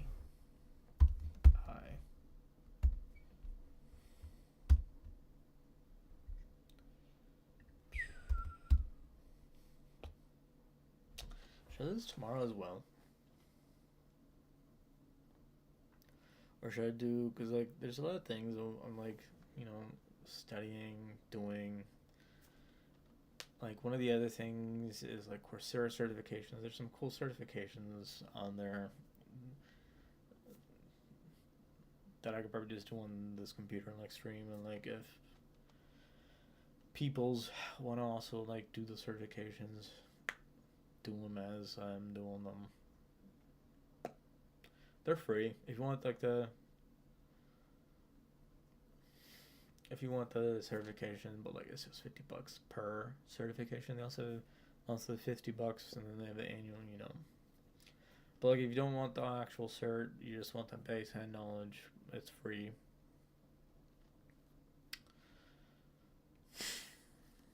I mean, I could also do like a little bit of studying every day on stream, studying, and then like move into like games and shit, and then call it a day.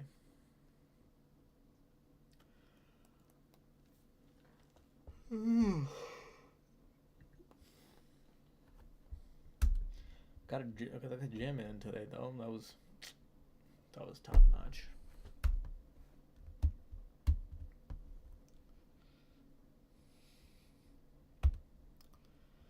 Yeah, I mean, we'll see what happens. Okay, these amino acids have alkyl side chains of varying length, contributing to their hydrophobic core proteins. Okay, so a new term has come up. So these amino acids have their R groups as alkyls. Well, alkyl, not alkyls. Alkyls is something else. Alkyl side chains.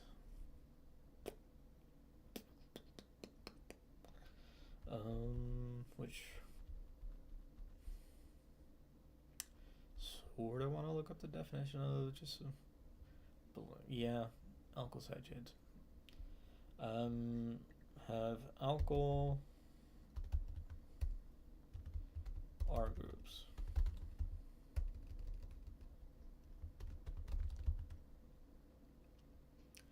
Of varying lengths. And so these are what make like the core of a hydrophobic protein.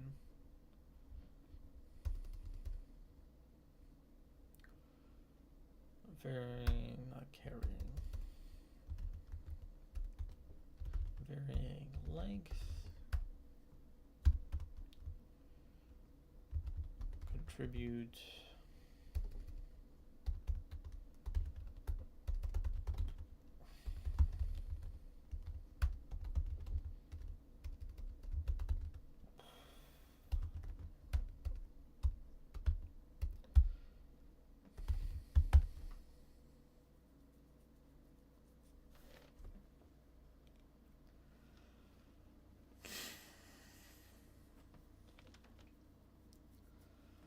Okay.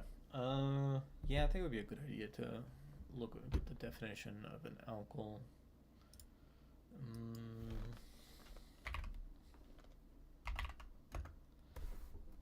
Alkyl group. Images.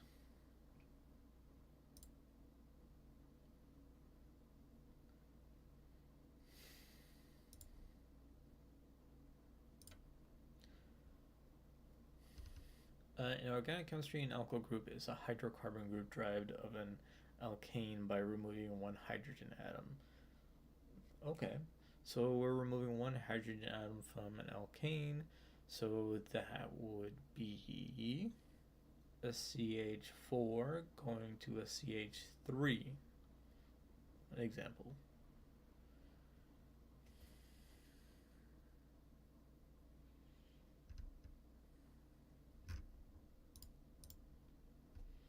Yeah, so we can see that here. So we have our carboxyl group, we have our amino group, we have the central carbon here, the alpha carbon, and then we have our R group, their alkyl side, our alkyl R group. So this is CH3. So here so it's alanine and valine, we have a much longer alkyl R group. So we have our carboxyl group here, we have our amino here, we have our alpha carbon, and then we have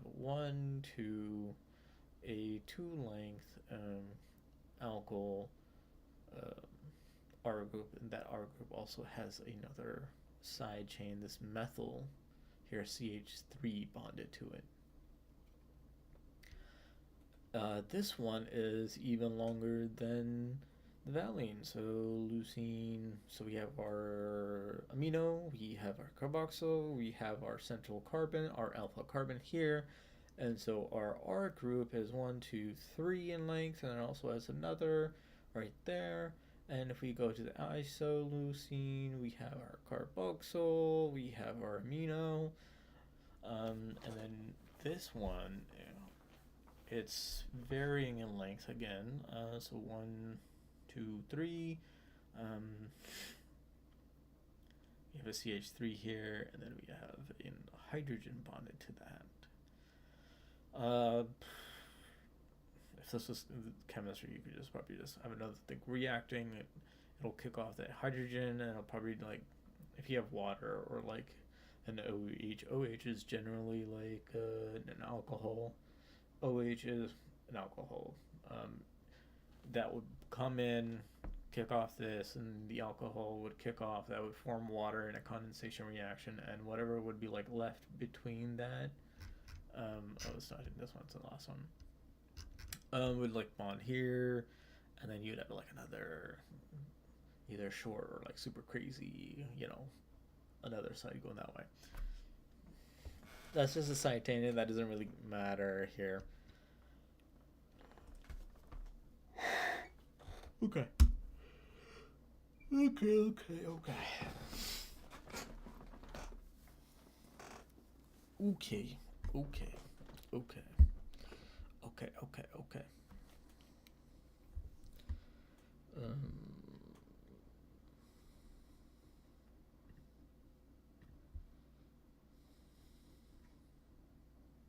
What was I doing?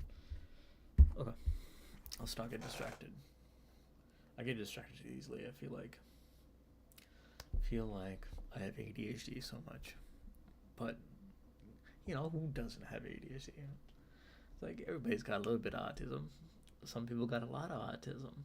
Some people got none. Not that much. Maybe they just got nicked by the tism. But some people, they took the tism head on.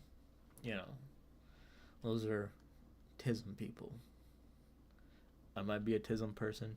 I might not be a tism person. I haven't gotten tested.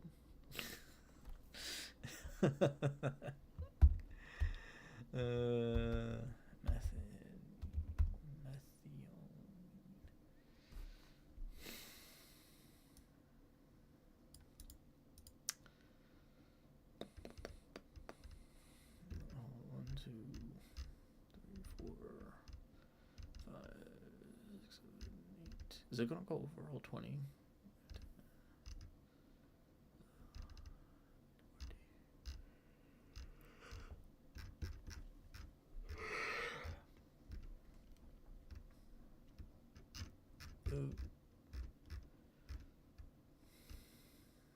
Methionine. I am definitely saying that incorrectly. You know what? Let's copy this. Let's go to Dr. Google.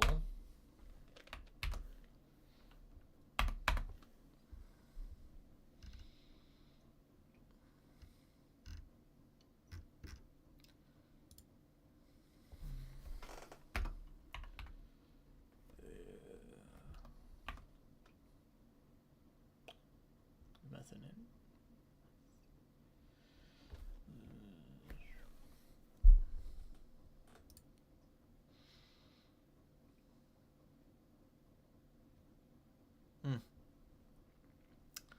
Sulfur containing.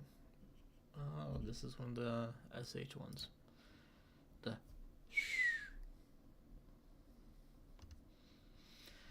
See, MET, this amino acid contains a sulfur atom within a thioether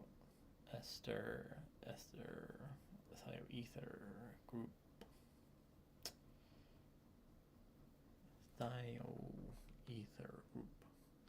And it is often involved in initiating protein synthesis. Okay, so this the bitch that makes the stuff. I feel like this is the important one.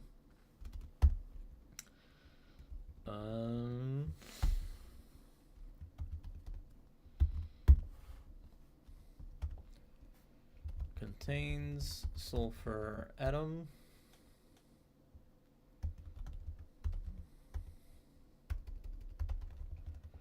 And initiates protein synthesis.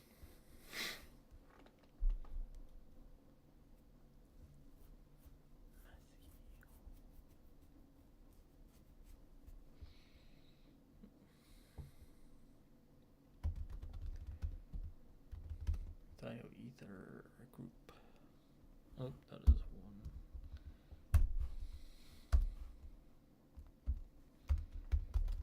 one. Let's look at more examples with this group. So does it always have sulfur?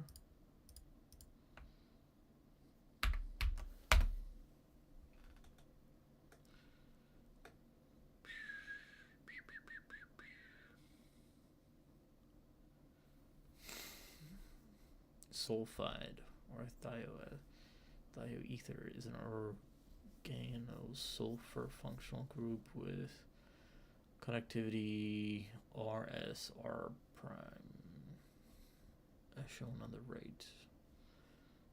Let's look at images. Google Images.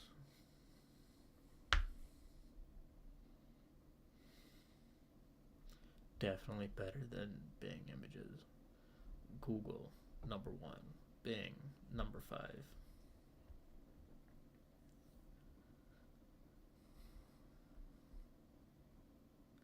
Okay.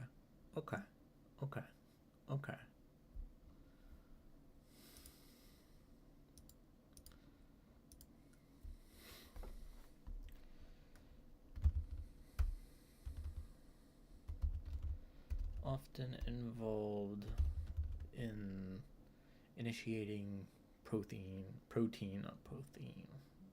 What the fuck is a protein?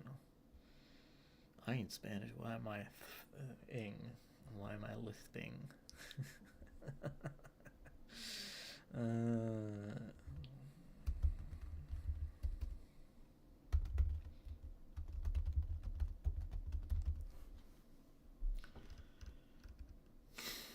So here in this one we have our carboxyl, we have our amino, we have our hydrogen, we have our central carbon, our alpha carbon, and then this is the R group.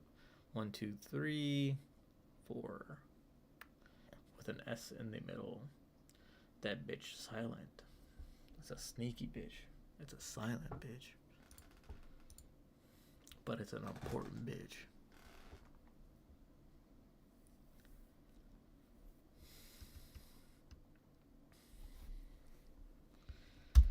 Ermagerd.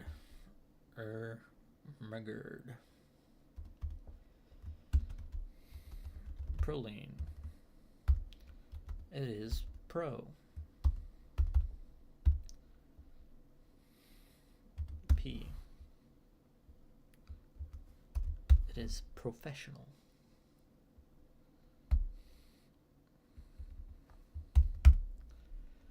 This amino acid is unique due to its cyclic structure that incorporates the amino nitrogen, restricting flexibility.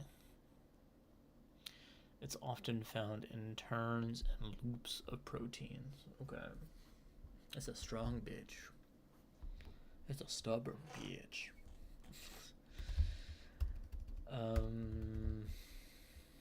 It's unique due to its cyclic structure with the amino nitrogen.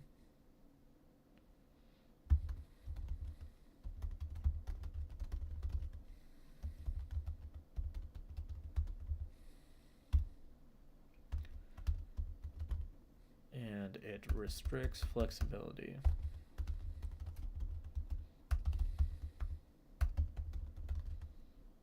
Only 1/3 structure. Okay, so proline is 1/3 of all of collagen.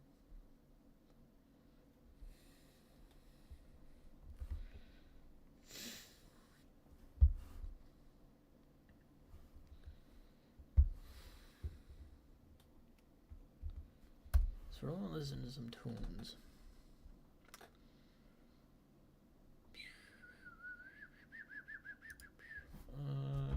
Back on these goes, I think. Yep.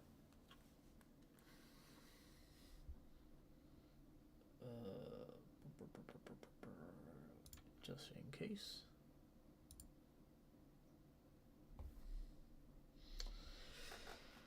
Alright, let's see how long these headphones can stay this time.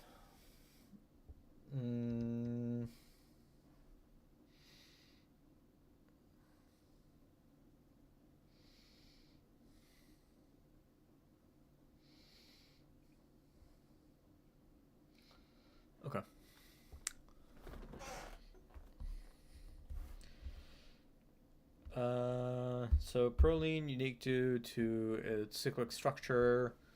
I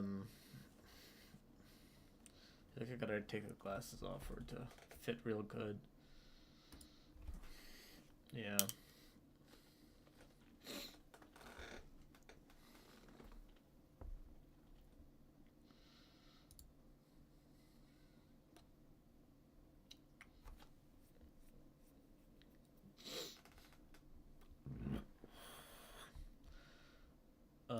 Okay. So proline, this amino acid is unique to a cyclic structure that bonds back with its amino nitrogen. And due to this, it restricts flexibility, and it's often found in turns and loops of protein.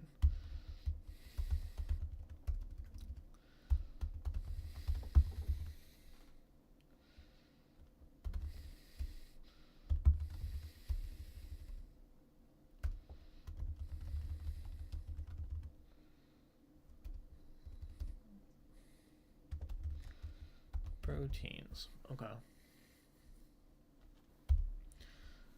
Okay, so now we're done with nonpolar, non-aromatic amino acids. Let's move on to aromatic amino acids. I really wish they had a taller desk. Sort of, maybe like a couple of inches, maybe an inch taller.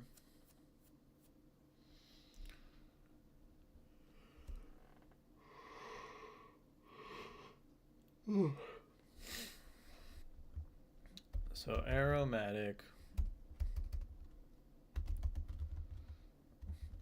amino acids.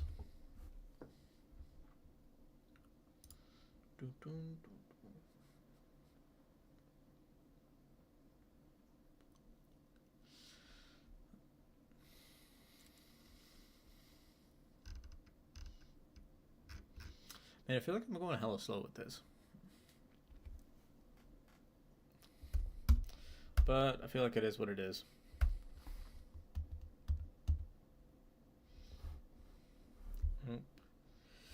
Wrong indentation in my notes.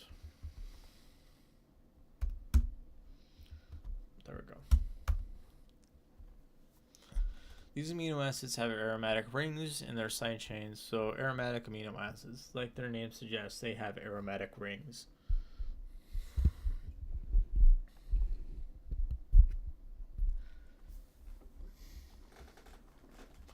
In their side chains, which can absorb UV light, making them useful in determining protein concentration via spectroscopy. Examples include... Okay, so this, like the name suggests, they have aromatic rings. What are aromatic rings? Let's assume that we do not see this right here. So let's look up aromatic rings.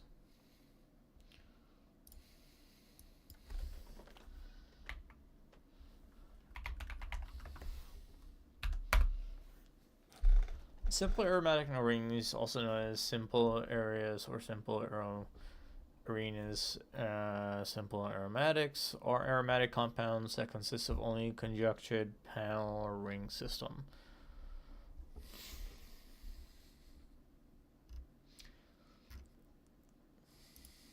They're basically circles.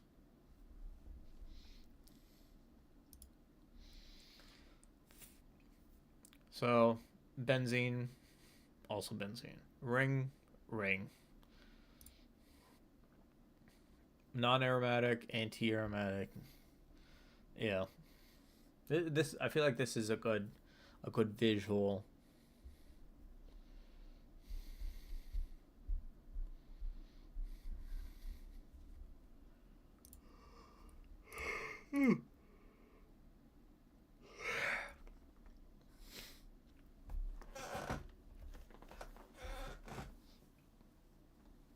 All right, just a little bit.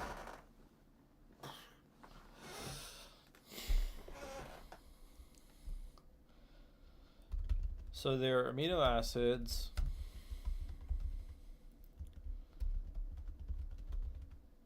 that have aromatic rings.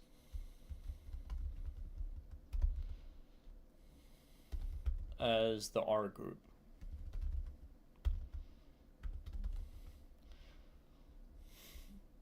And these R groups, these aromatic rings, absorb UV light.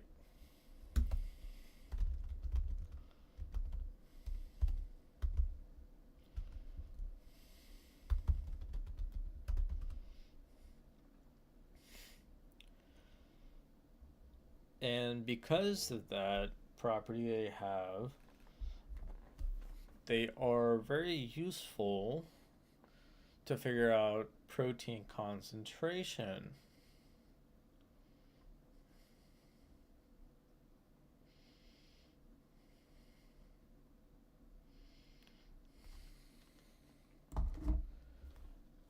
And they use spectroscopy. Spectroscopy, I feel like there's a couple of ways you can do a spectroscopy.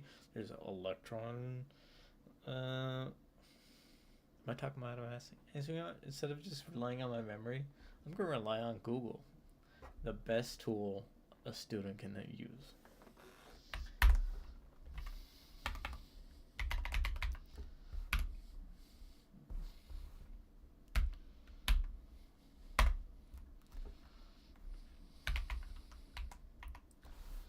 Spectroscopy.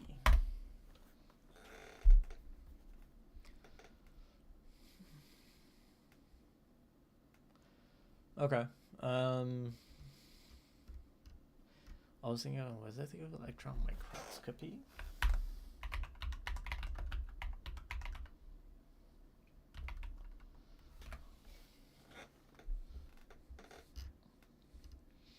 Yes, a whole different thing, electron microscopy. And that's a microscope that shoots just electrons. When shit gets super small, electron microscopy is like the way to go. So spectroscopy is a study of absorption and emission of light and other radiation by matter. Cool. My God.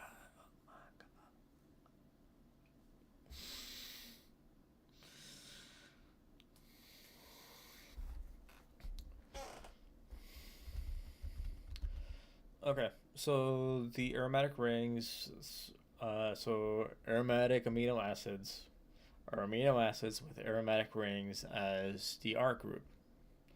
And these rings can absorb UV light and are useful in determining what? Protein concentration. And that is done via spectroscopy.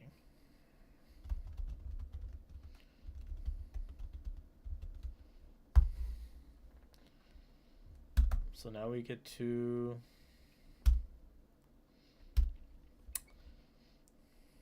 the first example. Phenylalanine.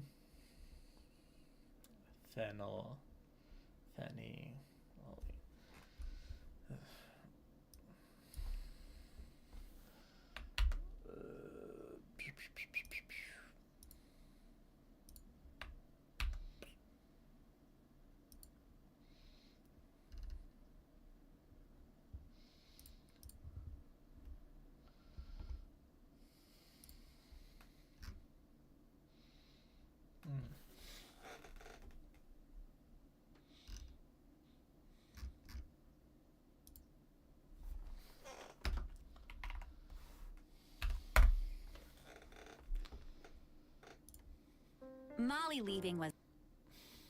Wow. Let's just...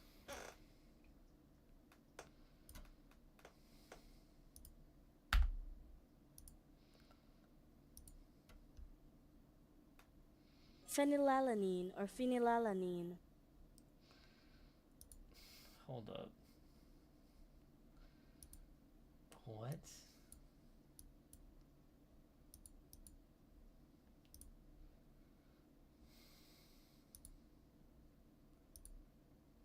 Phenylalanine or phenylalanine. Lalanine. Let's just go into La La Land. Sounds so weird.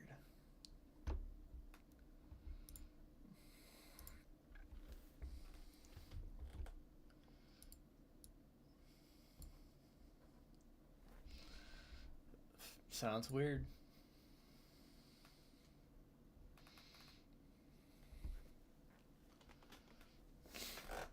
Okay. Phenylalanine. PHE.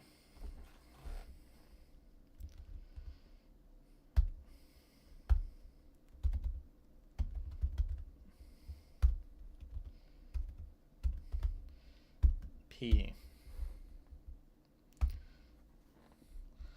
Oh, F? The fuck? Okay.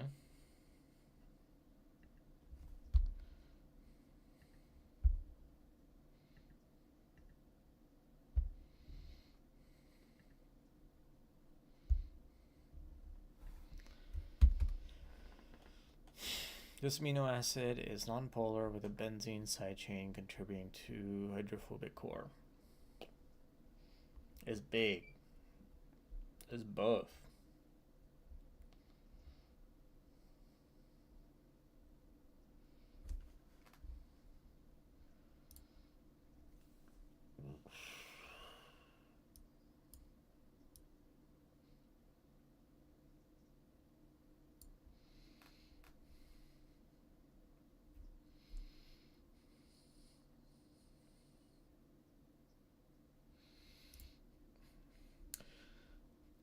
I was just tilting my head in what I'm listening to on YouTube for music. Okay, back to, so this amino acid is nonpolar with a benzene side chain, benzene side ring. So this amino acid, so it's nonpolar.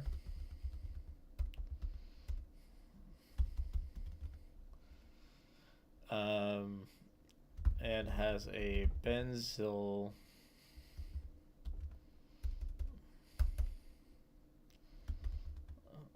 side chain.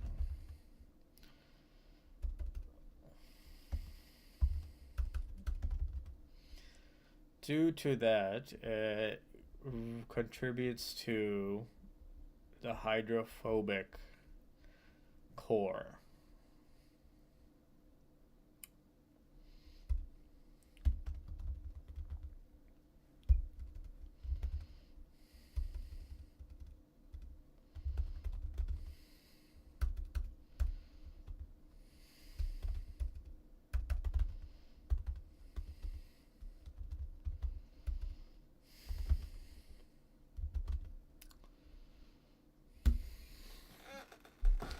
Okay, let's look at this.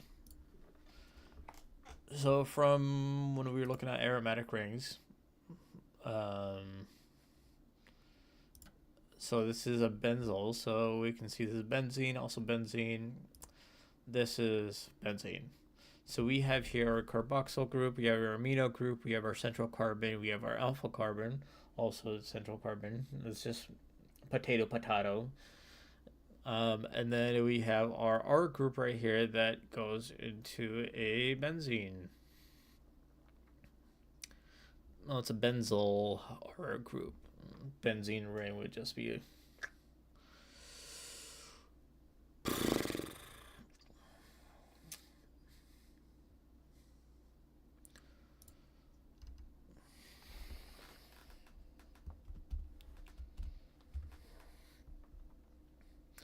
okay. Tyrosine. TYR.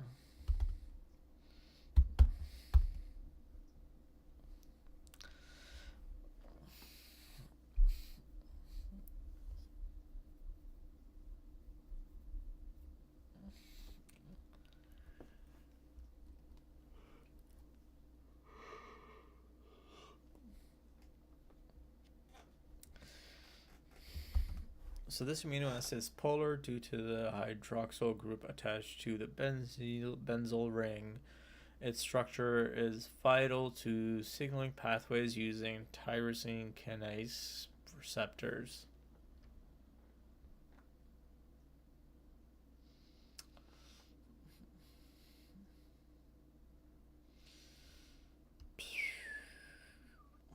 Why?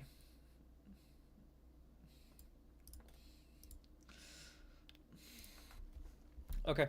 So what do we know about this? It is polar, this amino acid. Oh, let me skip this ad. Man, ads, YouTube, come on. I remember back in the day when the ads were just like banner ads. Like, let's go back to banner ads.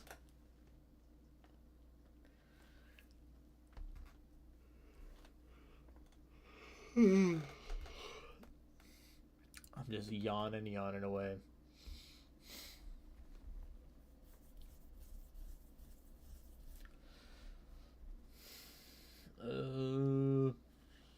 What am I doing?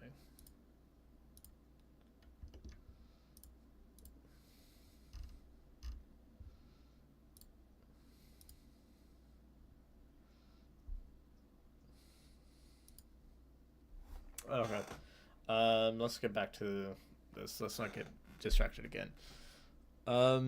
So this amino acid is polar, not Polish. That is different. And why is it polar? It is polar due to the hydroxyl group that is attached to the benzyl ring. So this OH attached to this ring takes it from a nonpolar hydrophobic to being polar.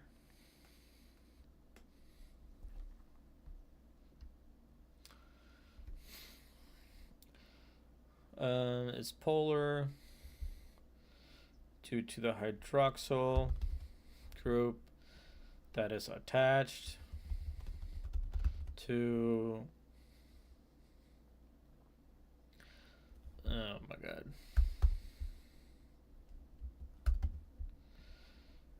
to the benzyl ring.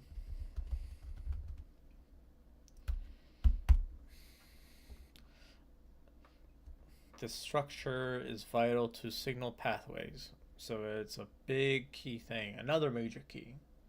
Like I said, another one. You don't know where they're coming from. They're coming.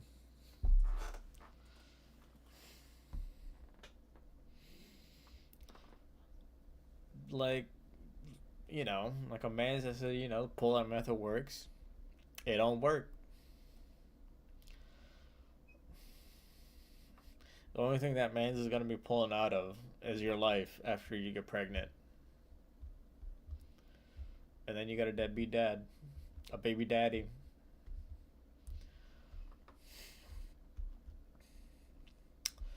Okay. So it's structure.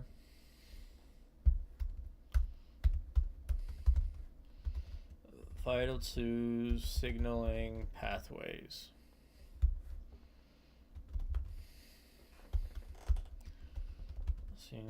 Kinase receptors. Let's look up these receptors.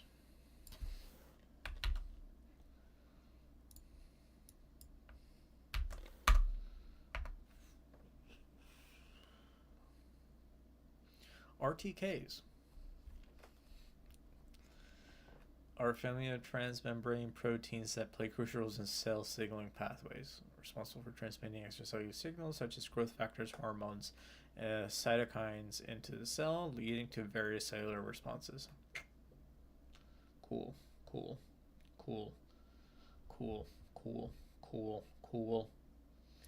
Super cool. Cool. Back here. So it does some very, very important stuff.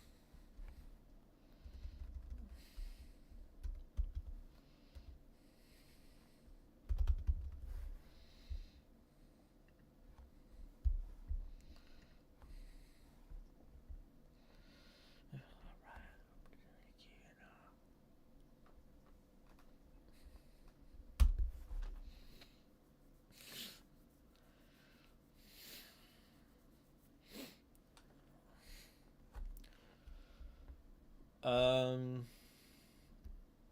Carboxyl group, amino, alpha carbon, central carbon, whatever you want to call it. The R group right here. This is a hydroxyl group attached to the benzyl ring.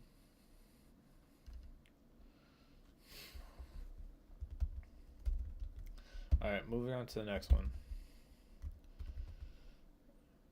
Tryptophan.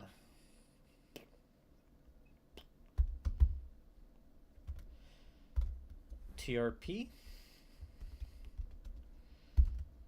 W. If you thought Y was bad, now this one's W.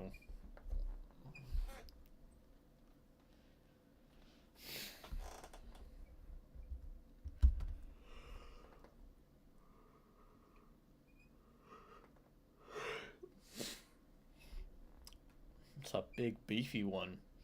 This is the largest amino acid with a complex double ring that includes a nitrogen atom and plays an important role in protein-protein interaction. So we know a couple things about it. It's the largest amino acid. And that is due to the complex double ring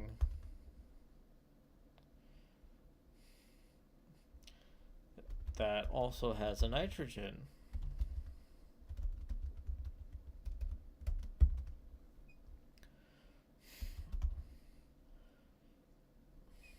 It has a key role that has to deal with protein-protein interaction. Another key, another one, another major key. What I say?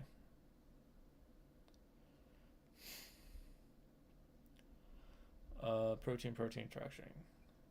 Key for protein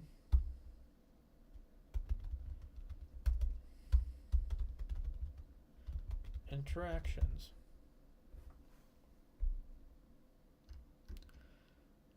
Okay. Carboxyl right here, amino, alpha carbon, central carbon, first ring, second ring, an amino, another amino group right here, this NH. I need to skip an ad.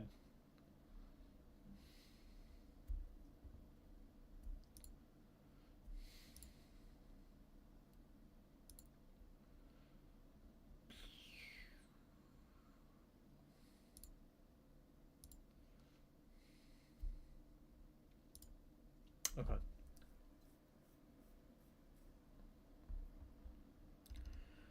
Moving on. I think we're like halfway.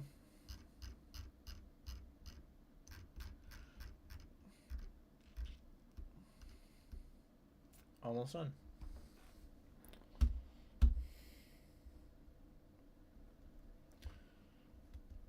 Polar, not Polish. Uncharged amino acids.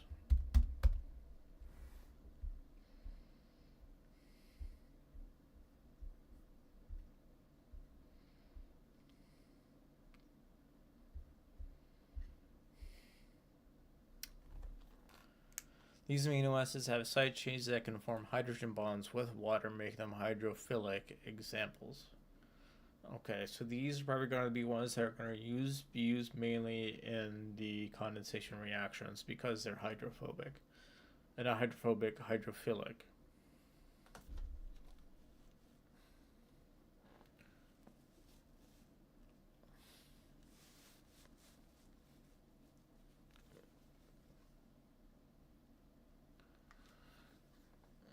need to adjust these headphones.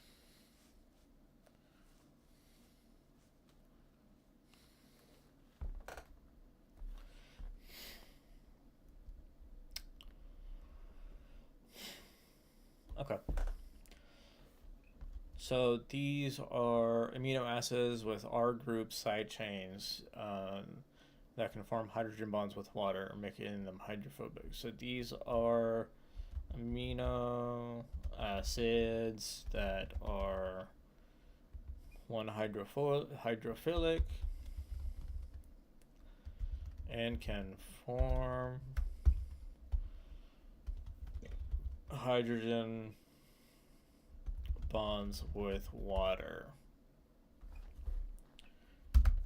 Let's look at the first example. First example, serine and threonine. SER, serine, SER, S. For sure there's someone out there, or like some ones out there that are like super chemistry, super protein engineering or whatever, like buffs, and like they got married and then they had an offspring and then they named it after like an amino acid or like a chemical or a reaction, and you know, some super nerdy stuff.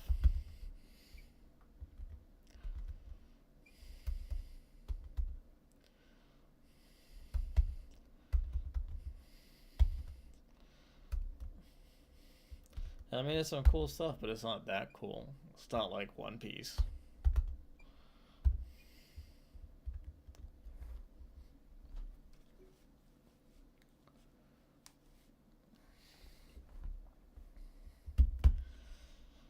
Oh man, these headphones are shit.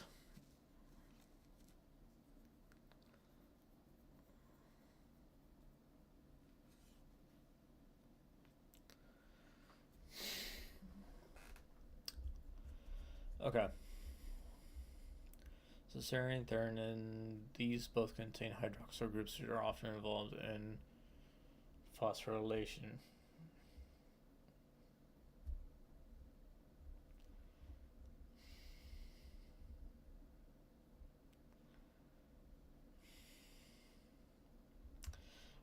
So both contain hydroxyl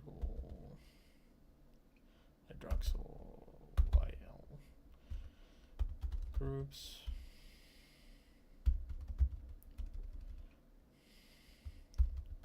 often involved in phosphorylation.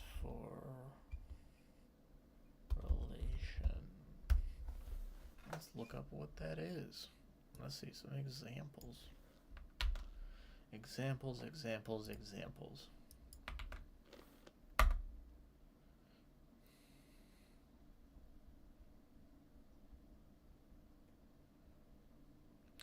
So phosphorylation is the addition of a phosphoryl PO3 group to a molecule.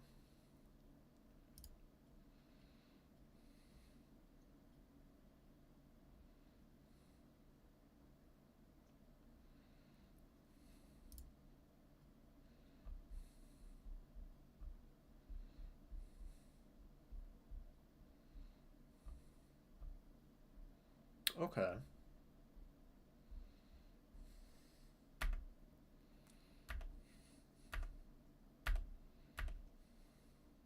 Yeah, I think maybe this is the best example. That's a good picture.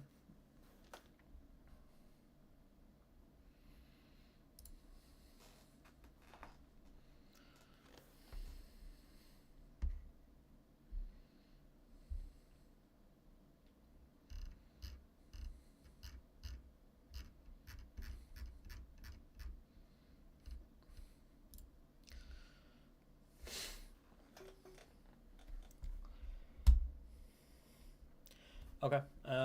Again, carboxyl, amino, central or alpha carbon, R group right here.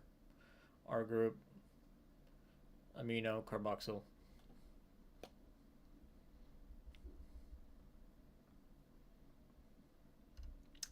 Cysteine. This amino acid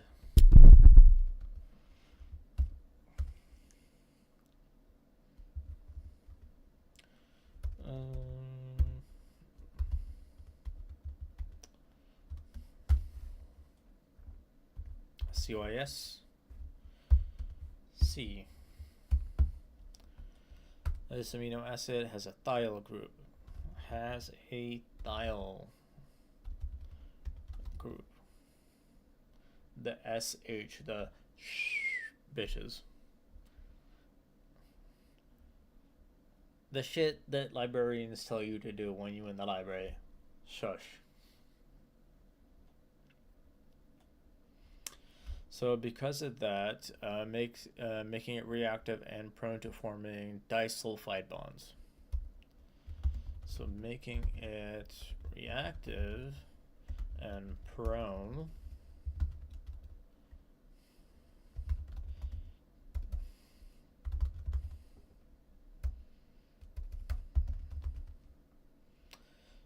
disulfide bonds, which are crucial to protein stability. So disulfide bonds are crucial to protein stability.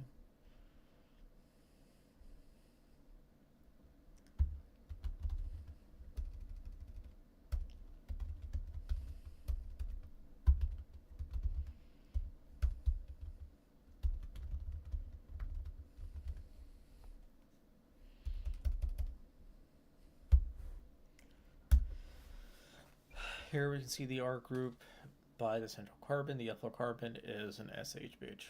A shusher. A big, fat, juicy shusher.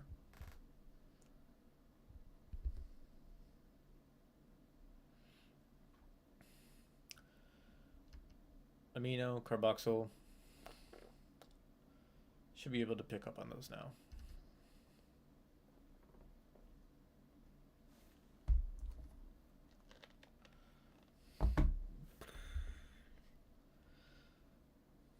This is 1, 2, 3, 4, 5. Just a few more, and then we're done with this. And I think I should go to sleep after that, because it is 1:12 a.m. Probably should have started earlier. Probably should have done all the other shit earlier too. Hindsight is 2020, and it's every single day is 2020 at the end of the day.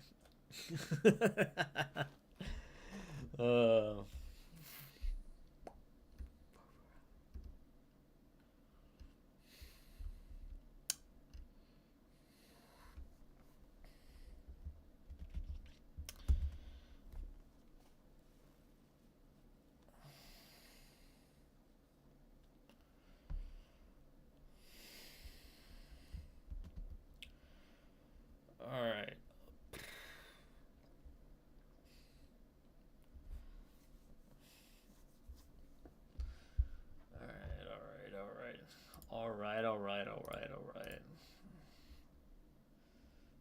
Let's see how this shit is said. Why they gotta be throwing like fucking random ass letters into this bitch?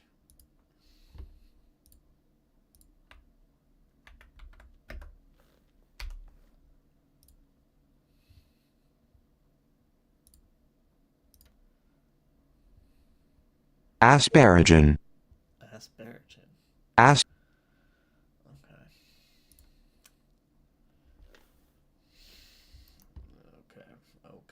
Okay. Oop. Asparagine, glutamine.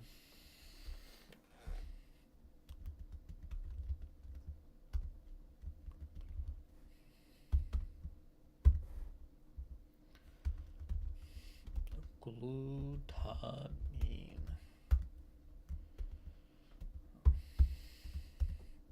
Okay, ASN, N, and GLN, Q.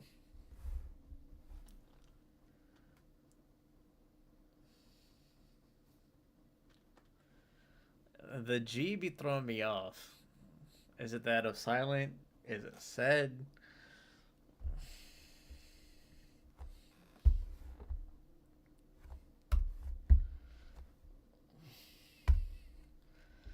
I ain't got no issues with it, but like whoever came up with the name, I got an issue with them.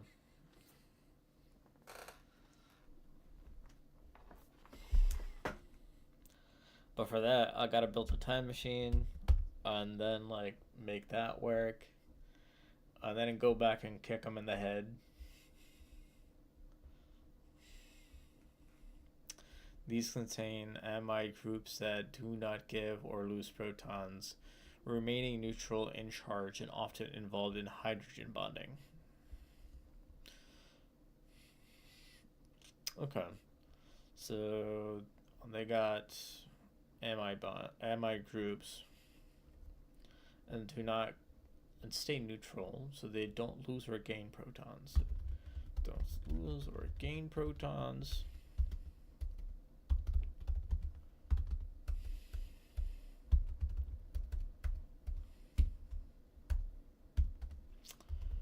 Contain amide groups.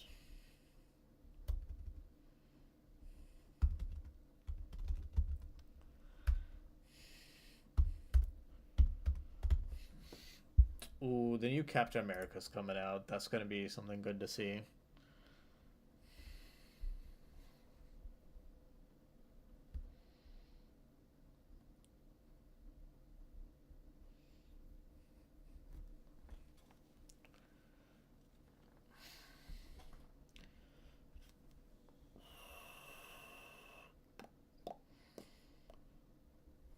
Okay. Where was I? Remaining neutral. So don't lose or gain protons. Contain amide groups. Remain neutral.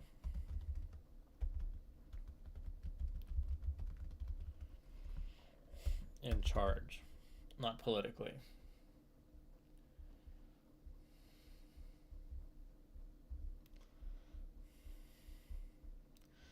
Captain America, good. It's some good stuff. And they're definitely gonna play on now that he's black.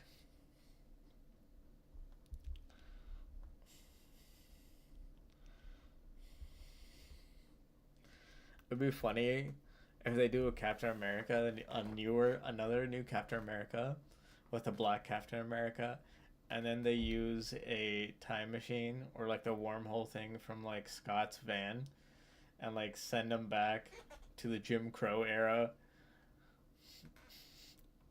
That would be hilarious.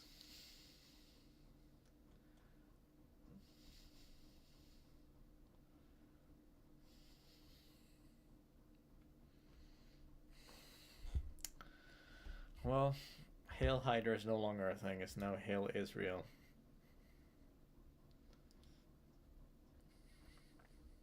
I mean, potato, potato.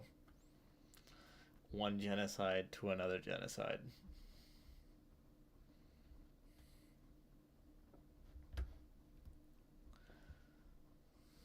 Facts is facts.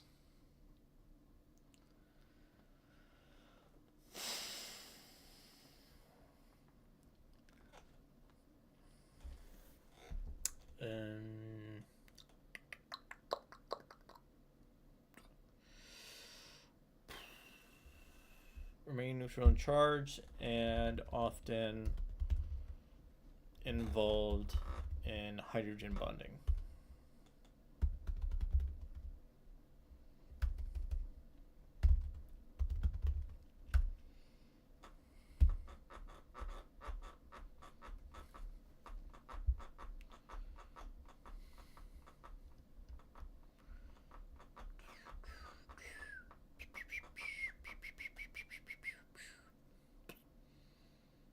Examples: amino, carboxyl, central carbon. There's the R groups. R group, amino, alpha carbon, carboxyl.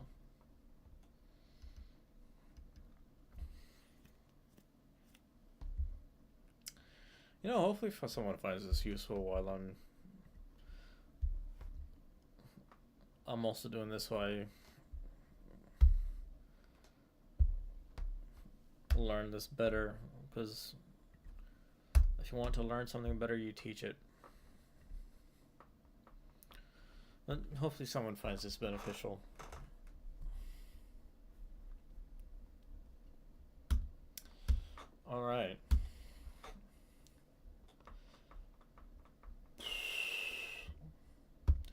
Now we're going into charged amino acids.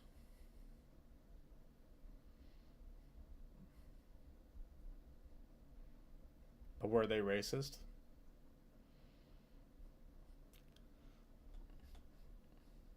Were they Hydra sympathizers? The chemist, that is.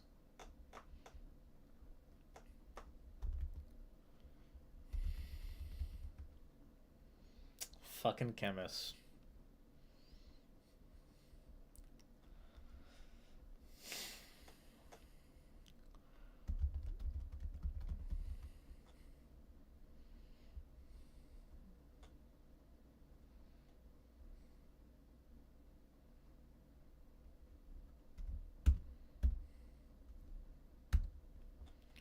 Okay. Charged amino acids.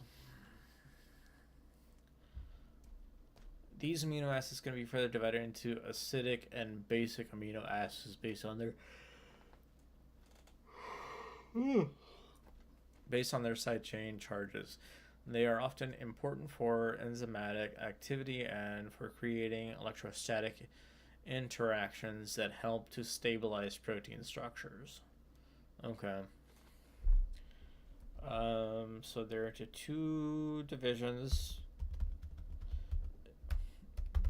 divided into acidic and basic amino acids. This is based on their charge.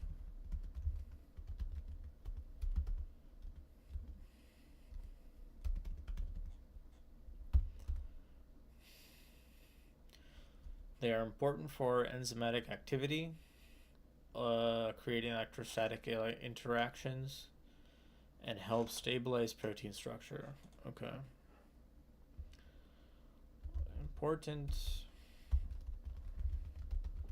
for enzymatic activity.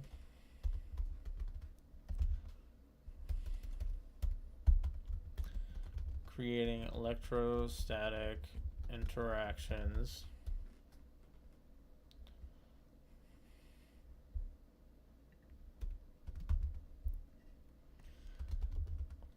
which help to stabilize protein structures.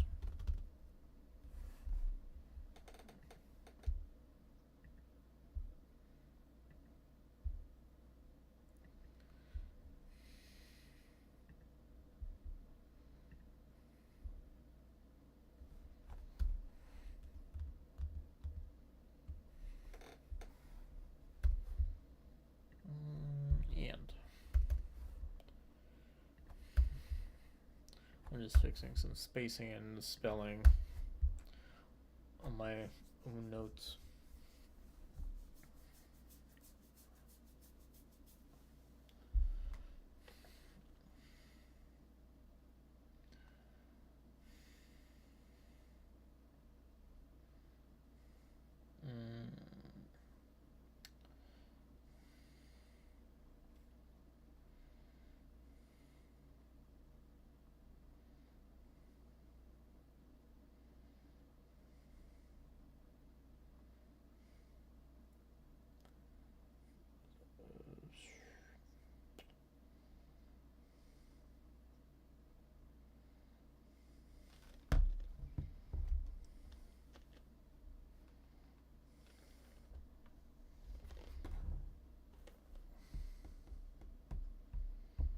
Okay, let's not get distracted.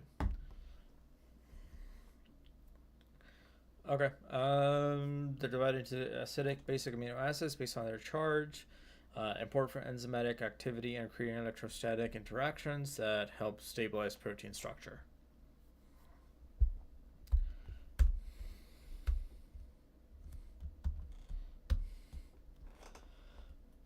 First example.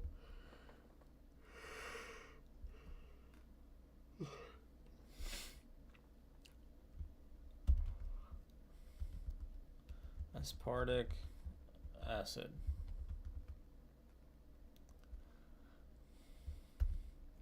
ASP. D. and glutamic acid. GLUE.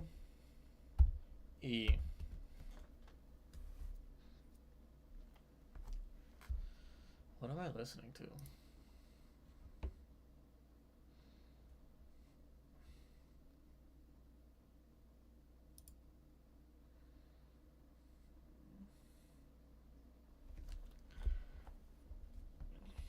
These amino acids have carboxyl groups in either side chains, which lose protons and become negatively charged. They are often involved in active sites of enzymes. Okay.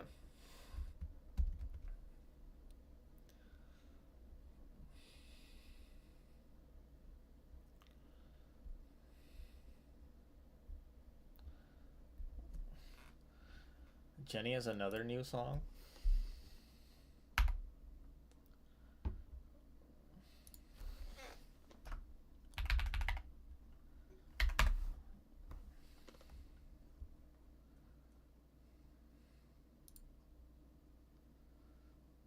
What?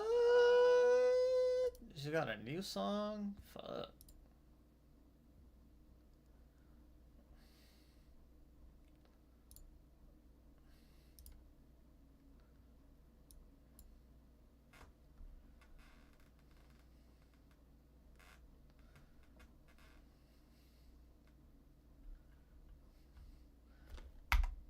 So we got Zen 6 days ago from Jenny, and now we got Love Hangover. Nice.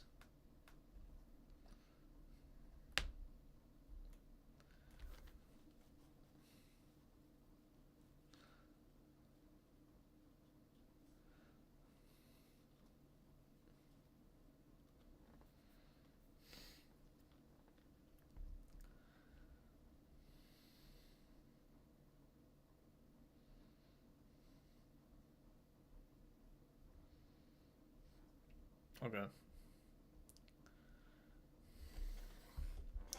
So, these amino acids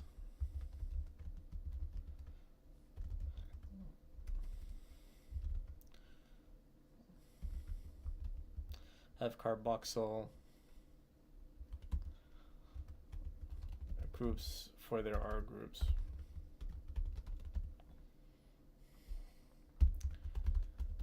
They lose protons and become negatively charged, often involved in active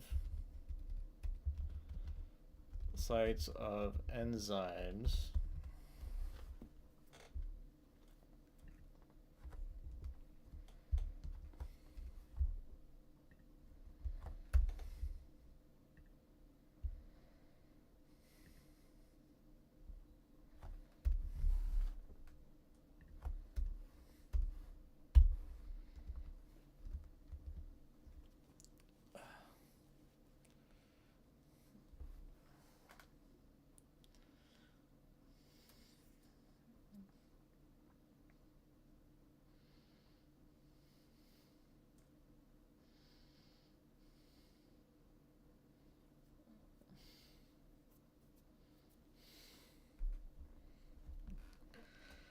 Okay.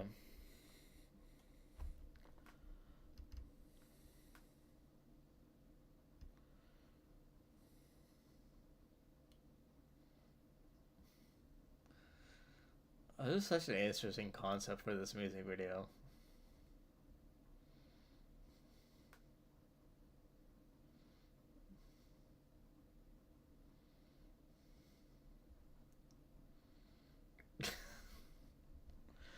She's just dying in like the dumbest ways.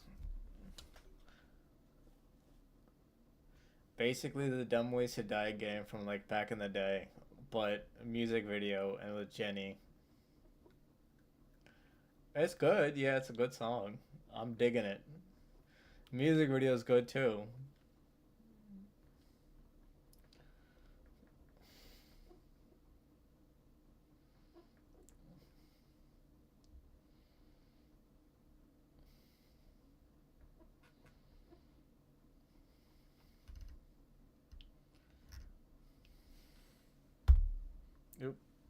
Wrong keyboard.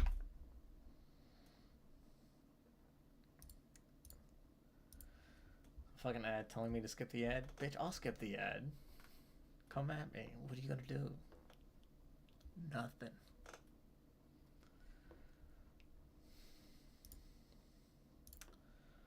Gotta go back to...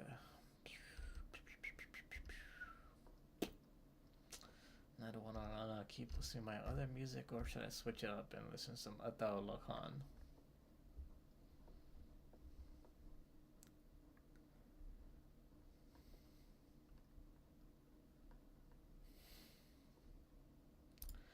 Let's switch it up.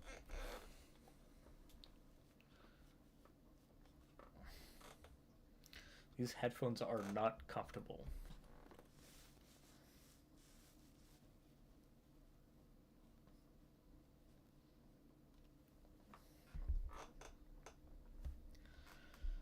Okay.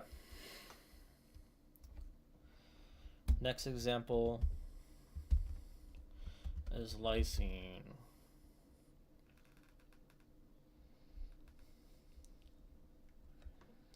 Yes, I am Mr. Walter White, but I am not currently having cancer because I'm not playing any league with some shit people. And I am not making cocaine. Or whatever the hell that he made. What did he make?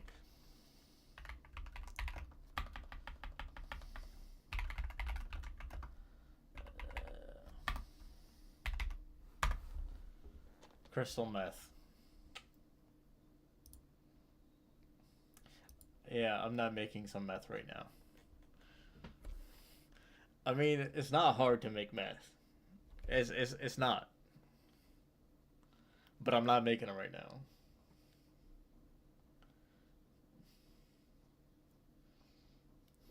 It's not hard, but again, to the FBI, CIA, DEA, any other government agency, I am not making meth.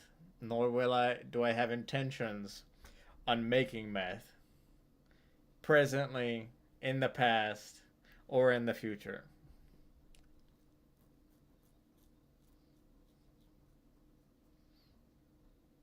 Yeah, you can get over the counter like decongestants and start making some crystal meth. Snowfall. What's snowfall?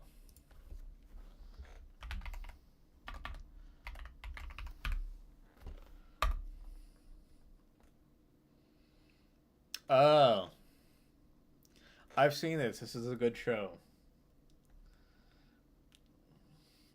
I am not the main product supplier for that show. I don't make crack. I don't make crystal meth. I don't make cocaine. I don't make any illicit drugs that are on the DEA's list of no-nos. Everything I do is legal and by the book. Alright. Back to...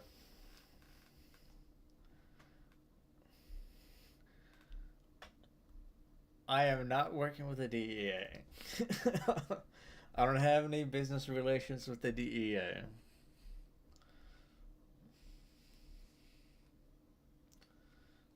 Alright, let's get back to this. Lysine, LSYK.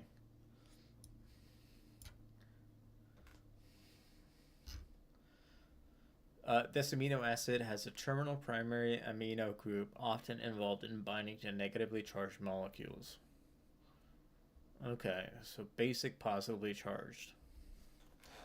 Lysine, LIS, okay. K. Ain't no K in that bitch, but okay.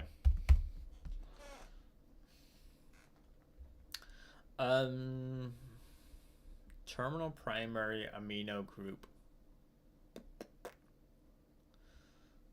That's a lot of things. So it has... What does that mean?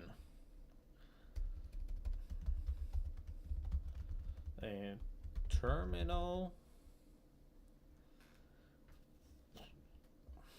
I have no joint business partners. Once again, I am not working with any government agency, nor am I doing anything against the law or illegal or making any drugs.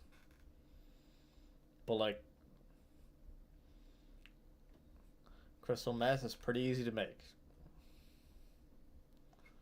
But I'm not doing that.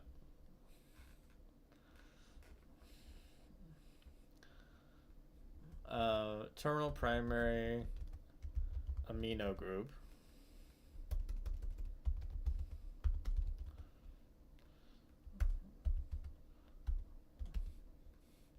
So, and is often used binding to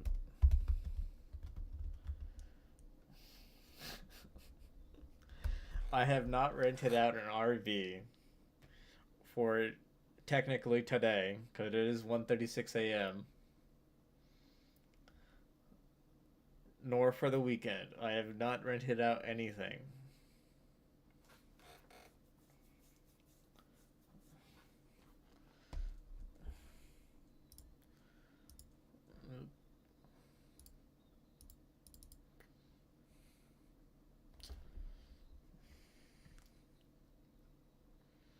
Let's see. Today's Friday.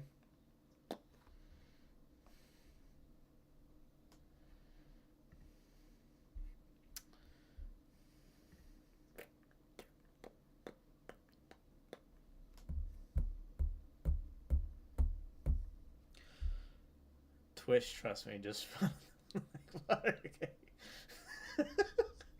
I ain't got no money. I am not making anything. I'm not selling anything. I am everything by the book. Ain't nothing illegal or shady or gray going on here. Just brown.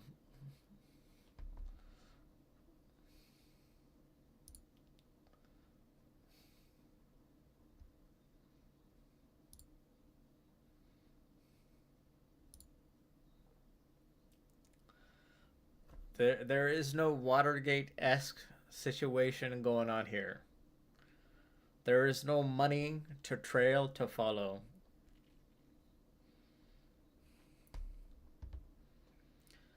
Everything is above the water, open, and trustworthy. Nothing shady is going on here.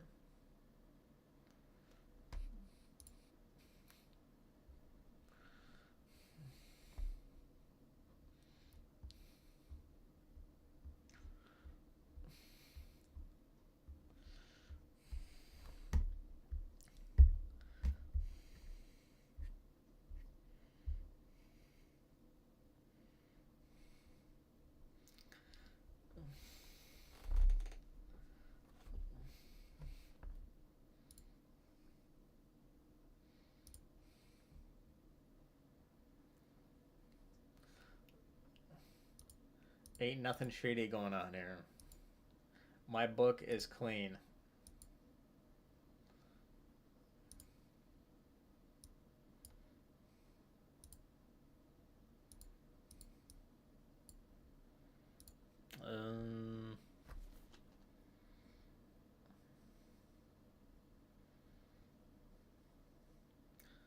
I don't know what you said after.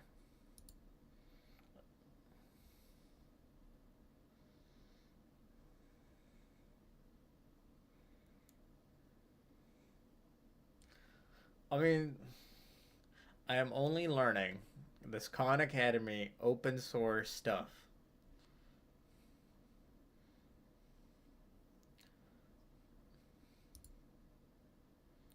Oh. Just put like a space between the link and it should let you send it.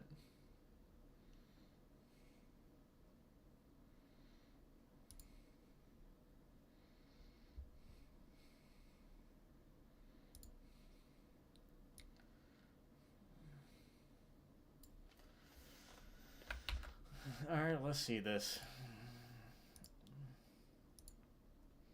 Yeah, I checked it.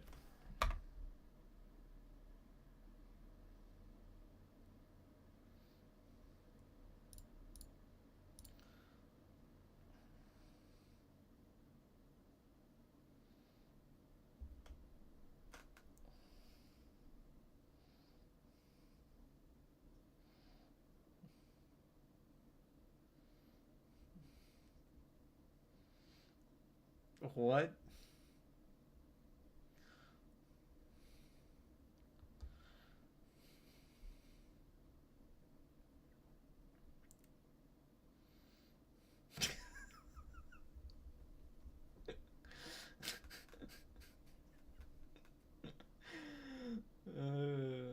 Okay.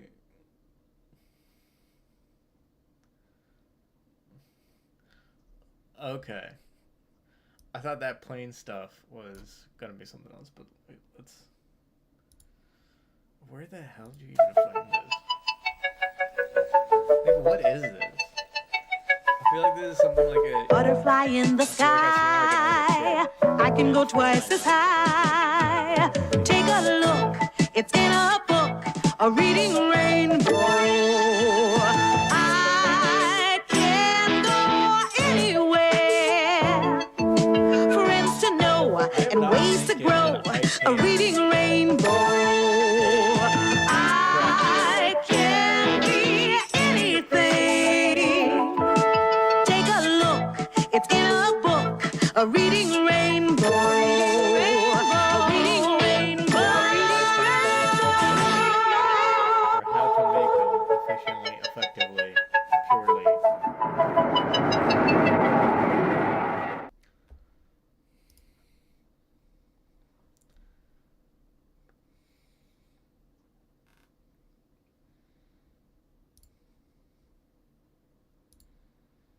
Yeah, that's not me.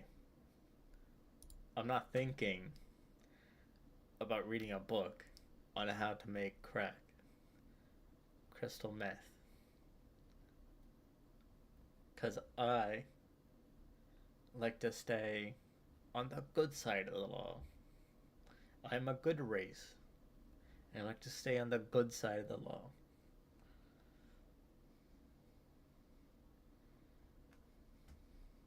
Okay, I'm gonna turn my tunes back on.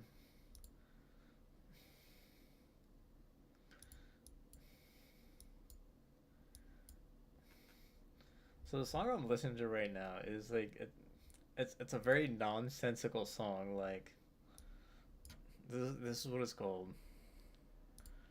Let me. You won't understand either way, but like this is a pretty funny song. It's just like the most random bullshit just being said that like sounds good with the song. But like if you understand Punjabi or Urdu or like even Hindi, like if you're listening to this, you would have a good time just laughing. I have a good time listening to this and I laugh a lot.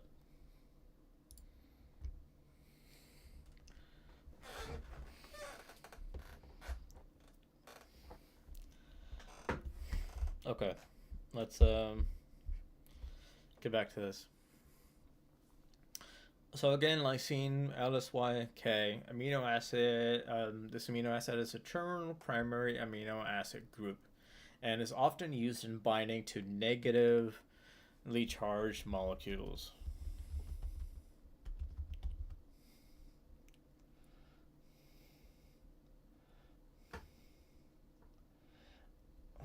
Well, yeah, there's that one part of it that's like the political stuff. But like everything else, like even if that included so random that it just like it like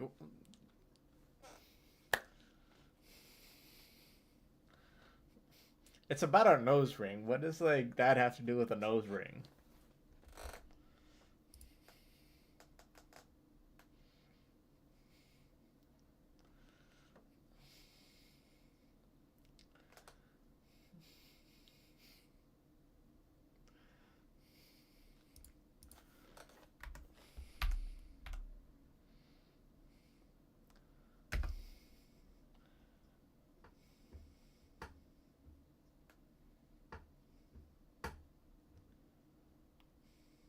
Yeah. My favorite part or the funniest part I find starts at 1 minute 17 seconds.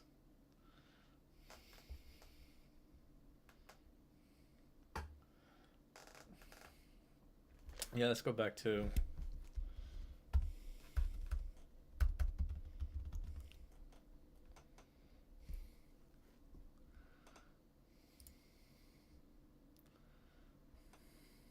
Okay. So lysine LSYK, this amino acid has a terminal primary amino group often involved in binding to negatively charged molecules. So this is a positive charge N, so this will charge with anything possibly similar to this aspartic acid here because it has a negative charge there. It's more partially negative than it is positive or like neutral. This is just what the old two brain cell noggin is saying. Alright, next example. Arginine.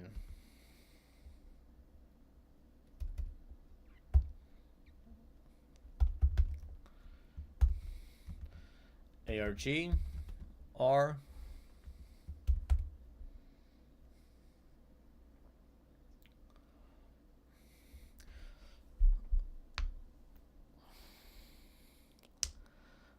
Okay, this amino acid contains a guanidium group, making it highly basic and often involved in proton binding.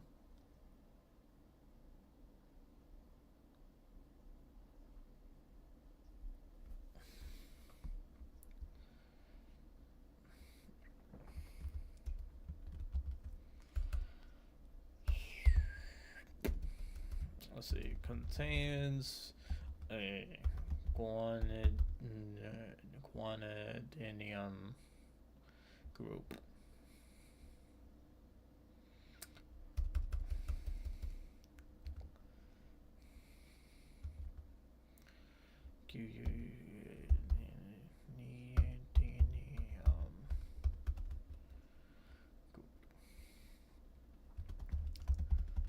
Makes it highly basic and is often involved in protein binding.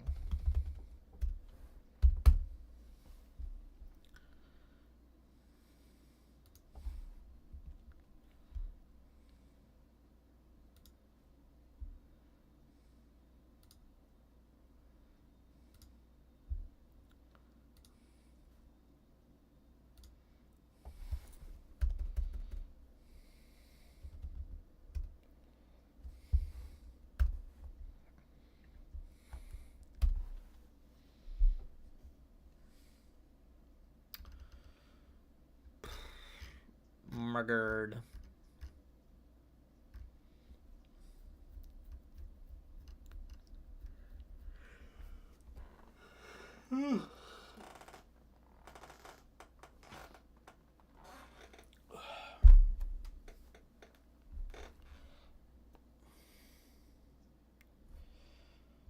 All right.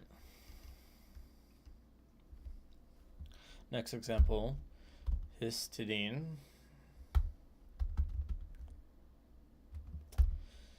HIS H.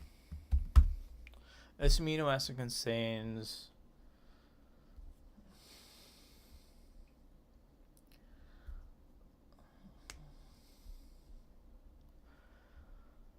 this amino acid contains imidazole ring, which can shuttle protons, playing a crucial role in enzyme active sites and buffering.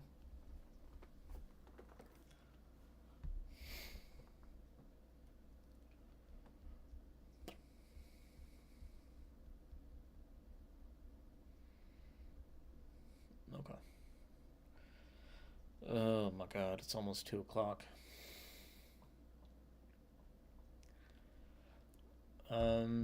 So contains an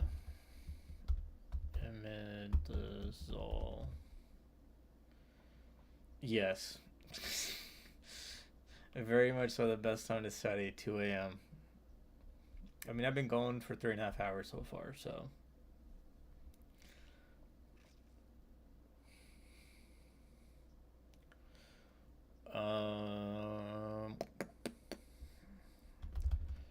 Imidazole ring.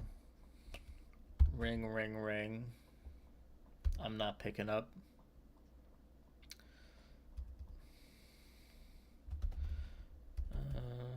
Which can shuttle protons. I mean, pull out a book and paper as well.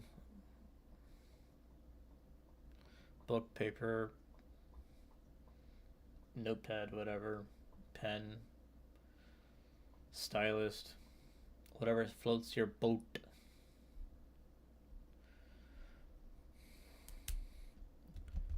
Playing a crucial role in enzyme active sites and buffering.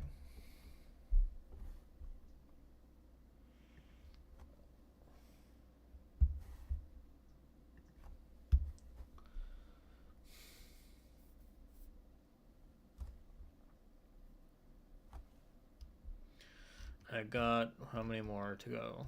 1, 2, 3, 4, 5, 6, 7, 8, 9.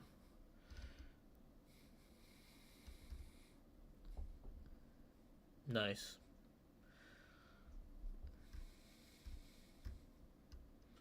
I mean, if I do 2 a day, probably push up. Oh, looks like it's videos for the rest. So 2 more tomorrow, and then like videos.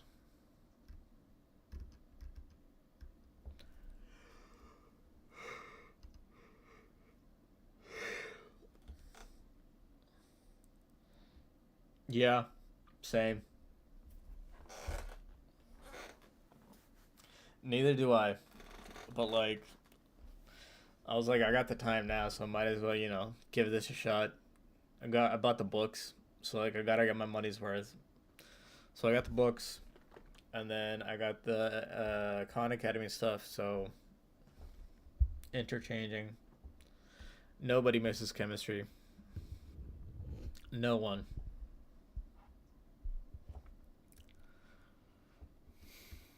Alright, amino acid metabolism and synthesis.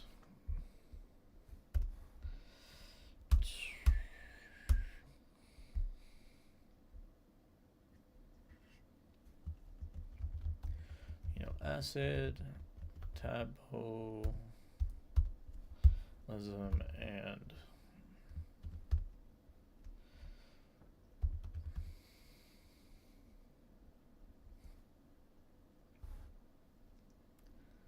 this essential amino acids.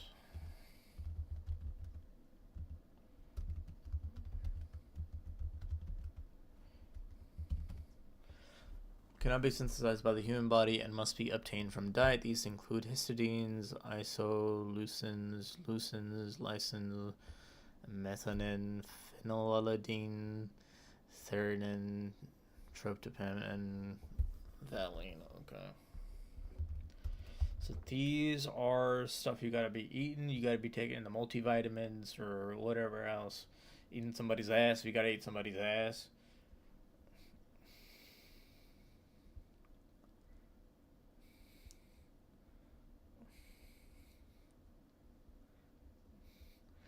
I don't know. It's 2 a.m. I don't know what I'm reading.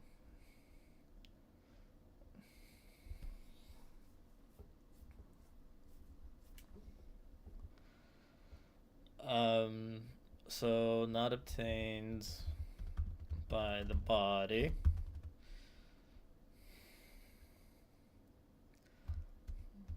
And must be obtained.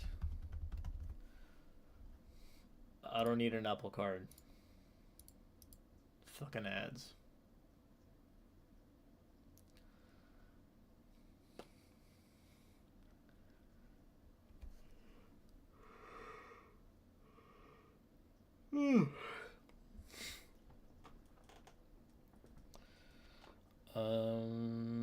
Must be obtained from diet.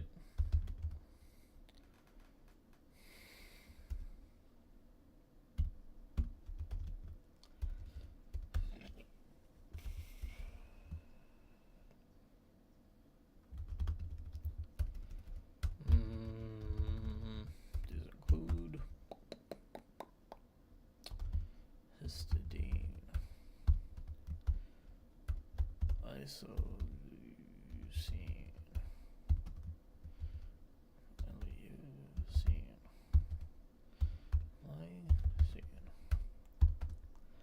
Some math.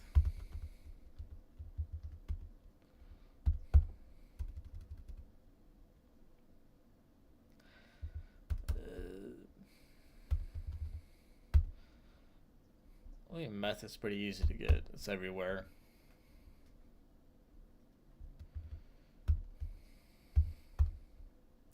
I feel like it's such a saturated meth market, but like the demand is always there. So like people are always gonna get like meth.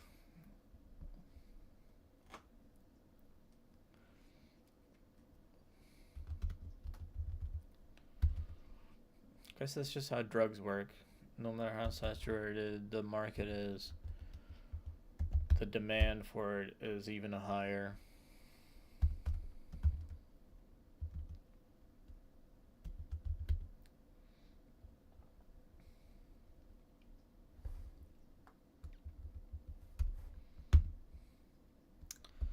But once again,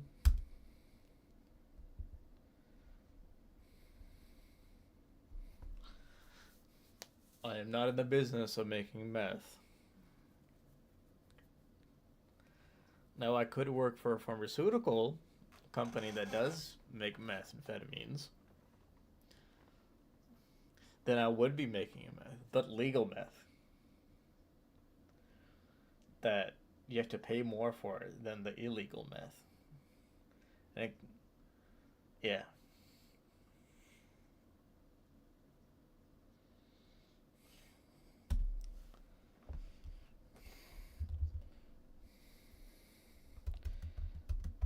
But currently I am not making any illegal or legal meth. Non-essential amino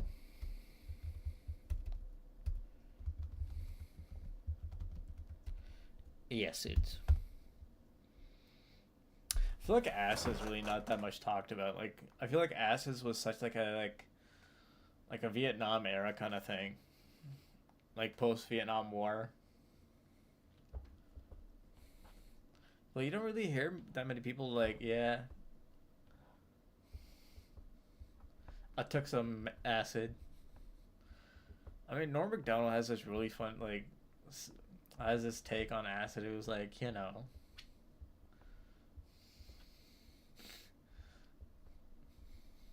hypothetically speaking, just hypothetically, about a 30-minute drive.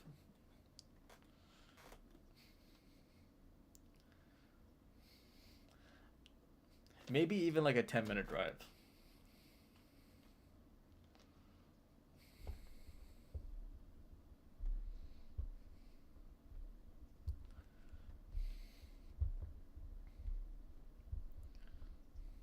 But again, I am not making nor selling nor advocating for the making or selling of illegal meth. The legal stuff is all under governments.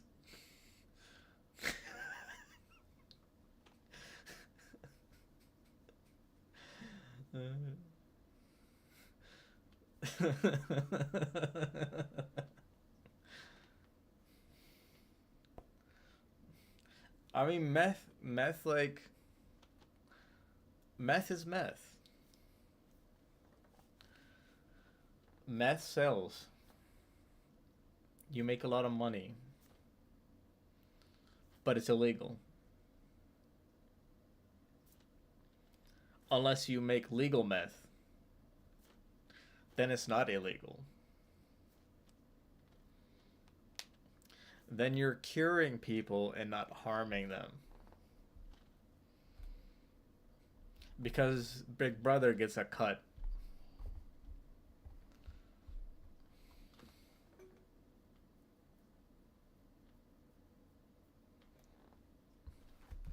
Alright, back to non-essential amino acids. Can be synthesized by the body. These include alanine, asparagine, aspartic acid, glutamic acid, arginine, cysteine, glutamine, glycine, proline, tyrosine.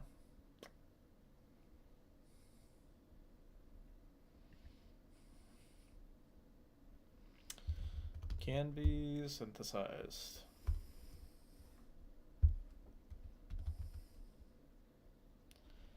By the booty.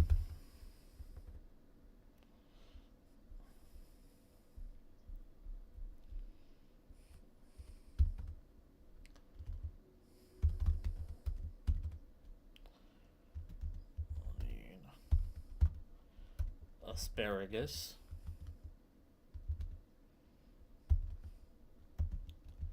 Aspartic. I wonder what acid is really like, though.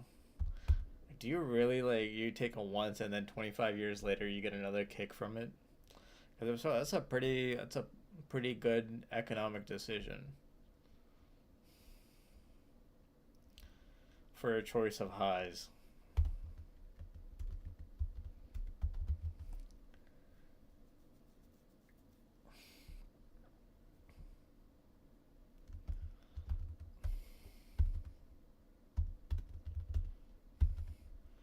Because, like, I buy it for whatever the price is. I do the stuff. I get the highs. And then, like, 25 years later, when I forget about it, it kicks in again. That's called getting your money's worth. Well, more than getting your money's worth.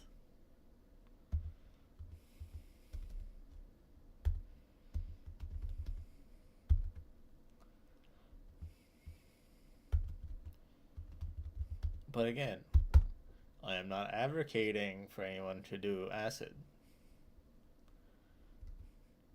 Don't do drugs. Stay in school. Drugs are not cool.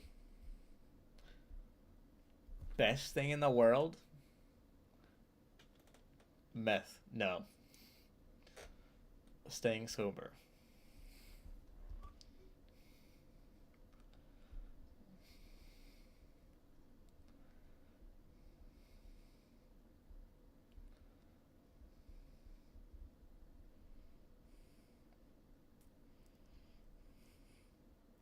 Don't get hooked on drugs like meth and acid. Get hooked on life.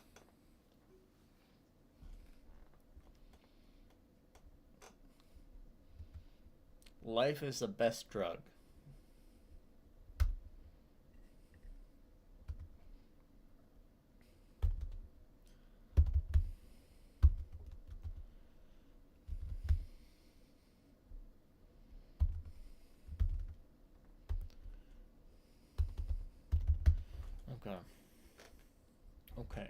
Okay.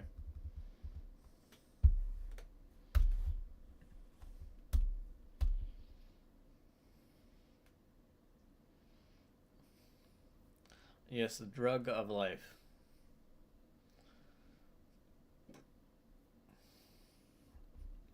Life is a drug. That's what it is. It's the best drug. You keep living.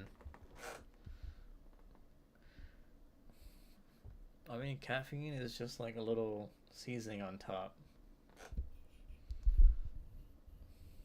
Well, I'm only given one option. That's life.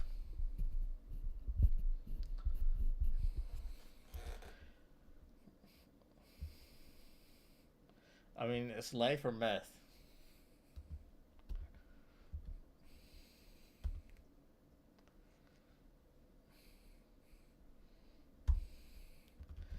Post-transition translational modifications.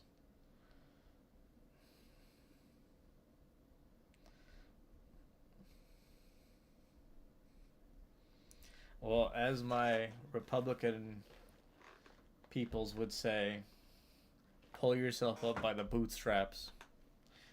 Uber, DoorDash, that grind mentality, and then get $5 million forgiven by the government because you pulled yourself off by the bootstraps so hard.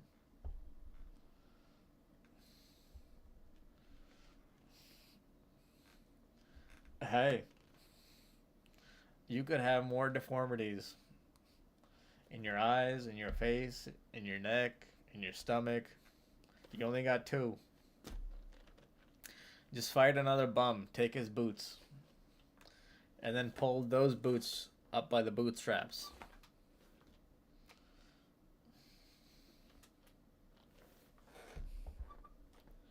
Post-translational modifications.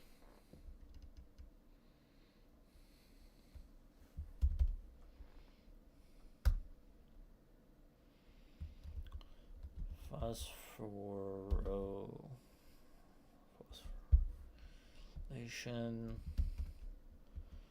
Addition of phosphate group.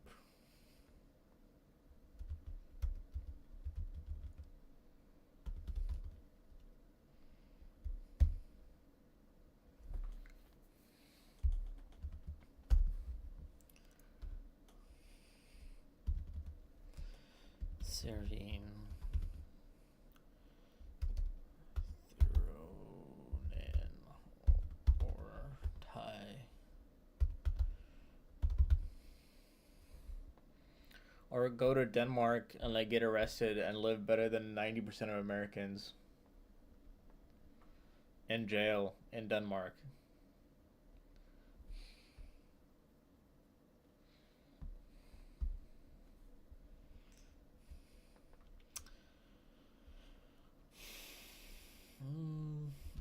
So playing a critical role in signal pathways. Okay. So addition of phosphate groups and playing a critical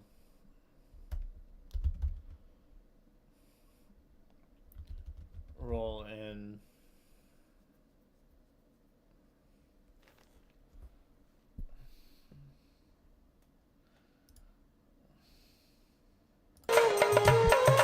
I mean, I'll just DMCA free stuff. Oh, wrong keyboard.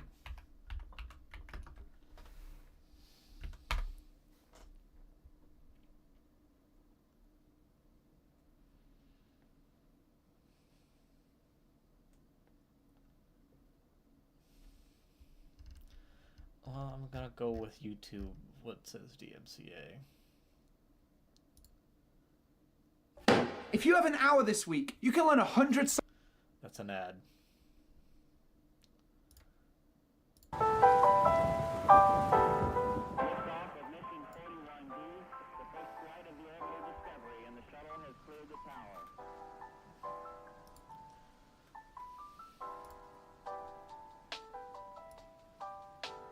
Discovery's core computers now have primary control of critical vehicle functions.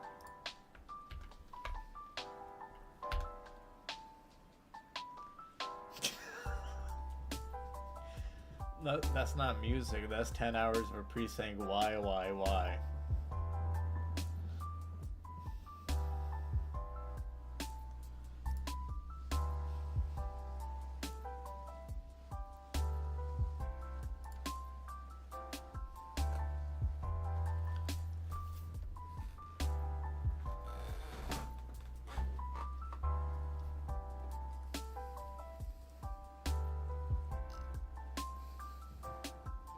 But he's dead. Kobe is DEAD.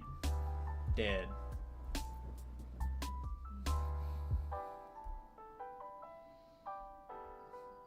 He missed the ultimate shot in life.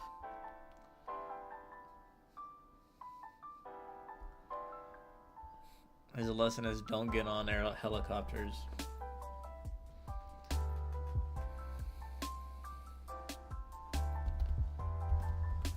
So phosphorylation, addition of phosphate groups plays a critical role in signaling pathways.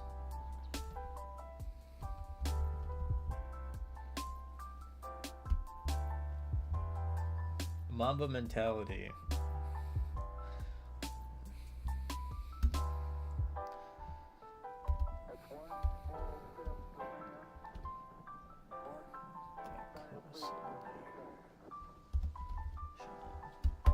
Glycosylation. attachment of carbohydrate groups affecting protein folding stability and cell recognition. Mamba mentality, I mean, but that doesn't have anything to do with why. And that's just like never giving up.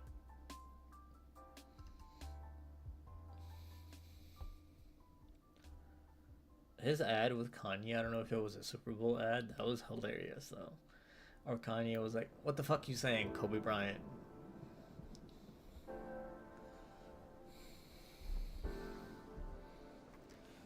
So, attachment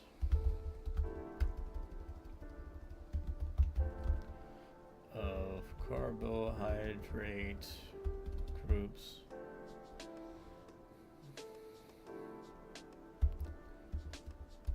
affecting protein folding stability and cell recognition.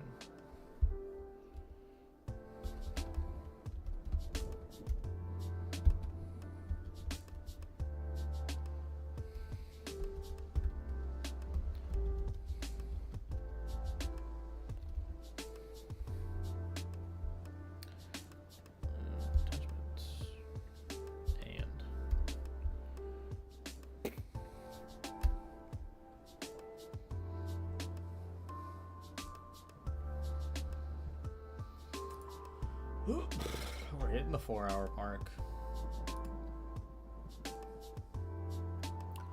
I'm almost done with this as well.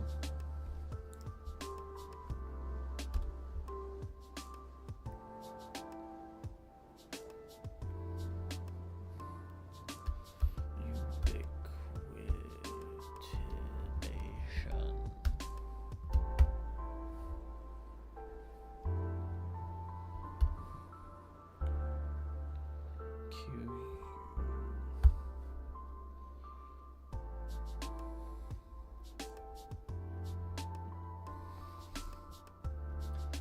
Attachment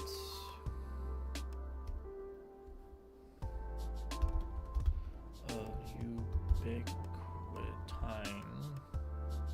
ubiquitin to lysine residues, tagging proteins for degradation.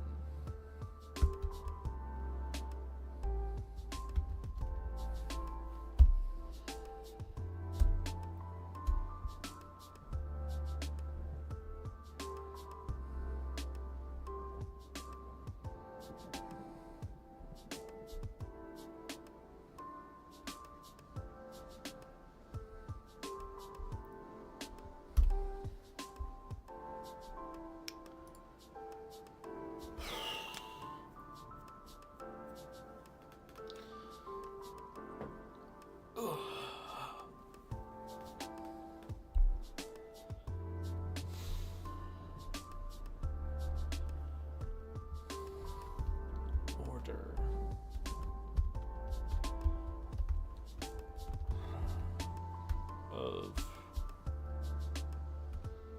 protein structures.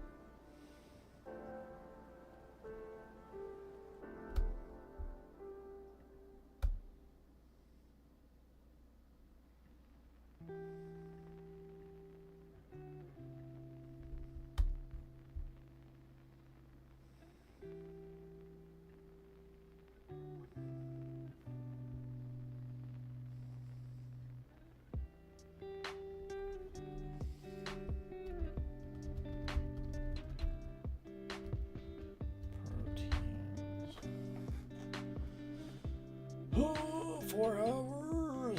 It's not bad. So, I should probably do this more. Definitely want to get different headphones. These headphones are ass.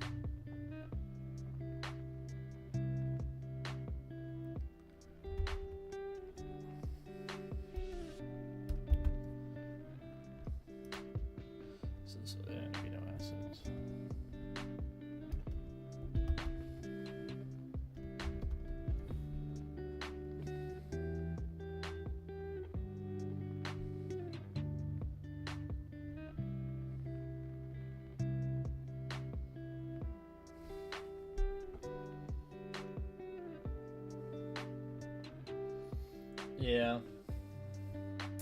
Yeah, I think that probably is the way to go.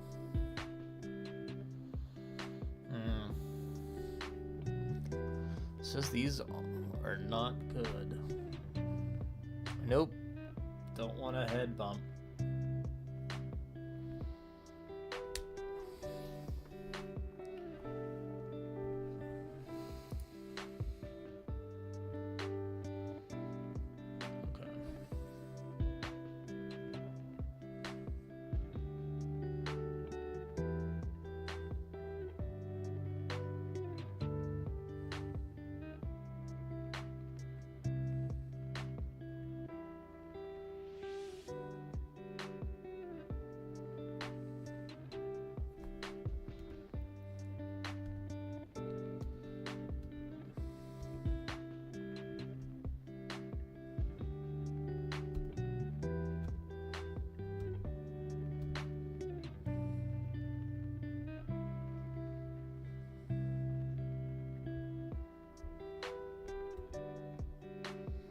Why did I just do that?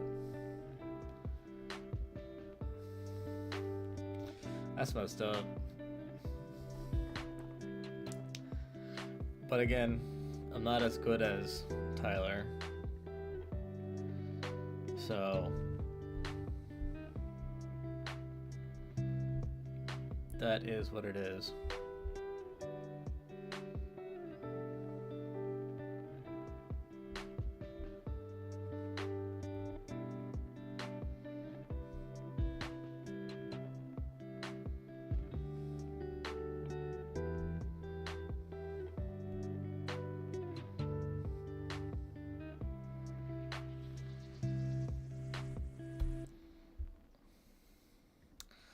I don't know. I mean, I've played with a few people, and I know a few people that could contest for that.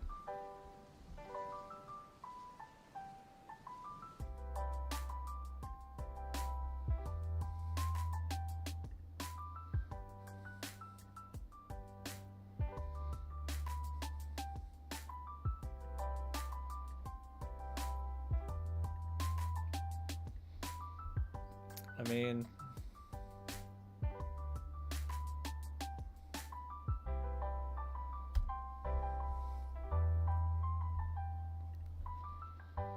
still better than some people I know.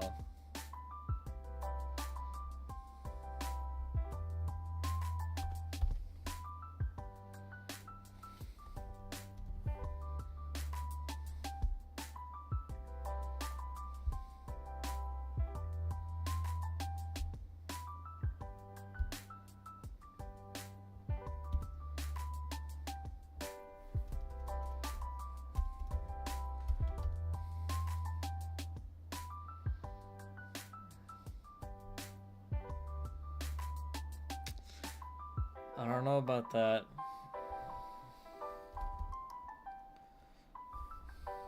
I know a guy who can do it in 3.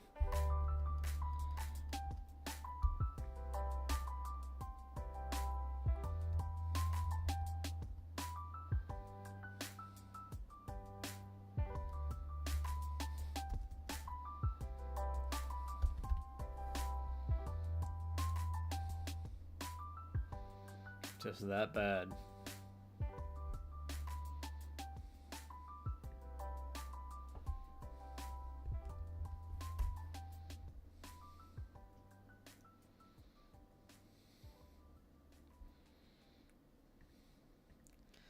He hacks the system. And like if he hacks the system, he could probably do it in 1.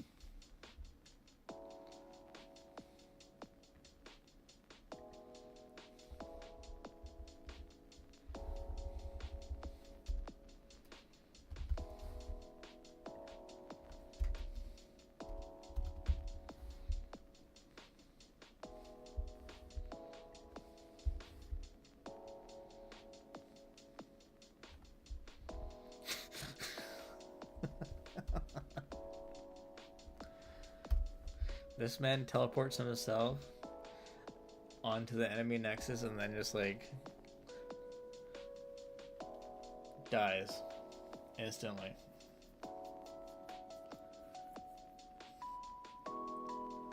He doubles that and has 0. 0 kills. With 82 deaths. Oh, 72 deaths.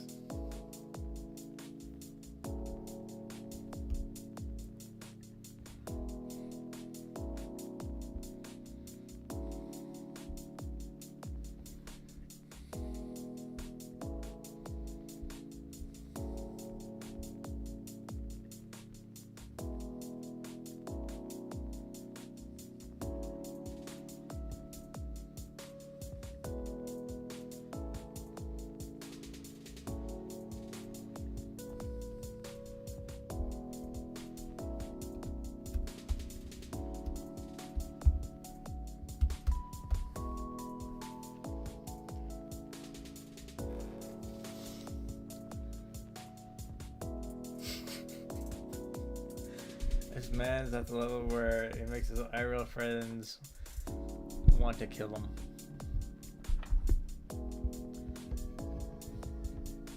And level up in actual life.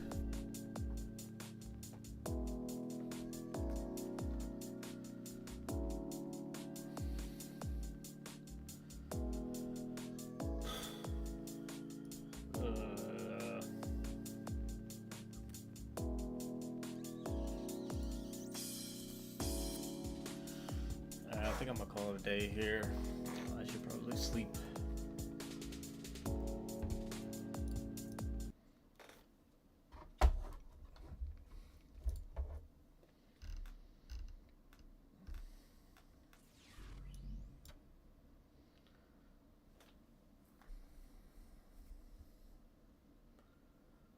Thanks for the follows, the chats. I'll probably do this again. This was a nice way. Hopefully somebody finds it useful too, besides myself.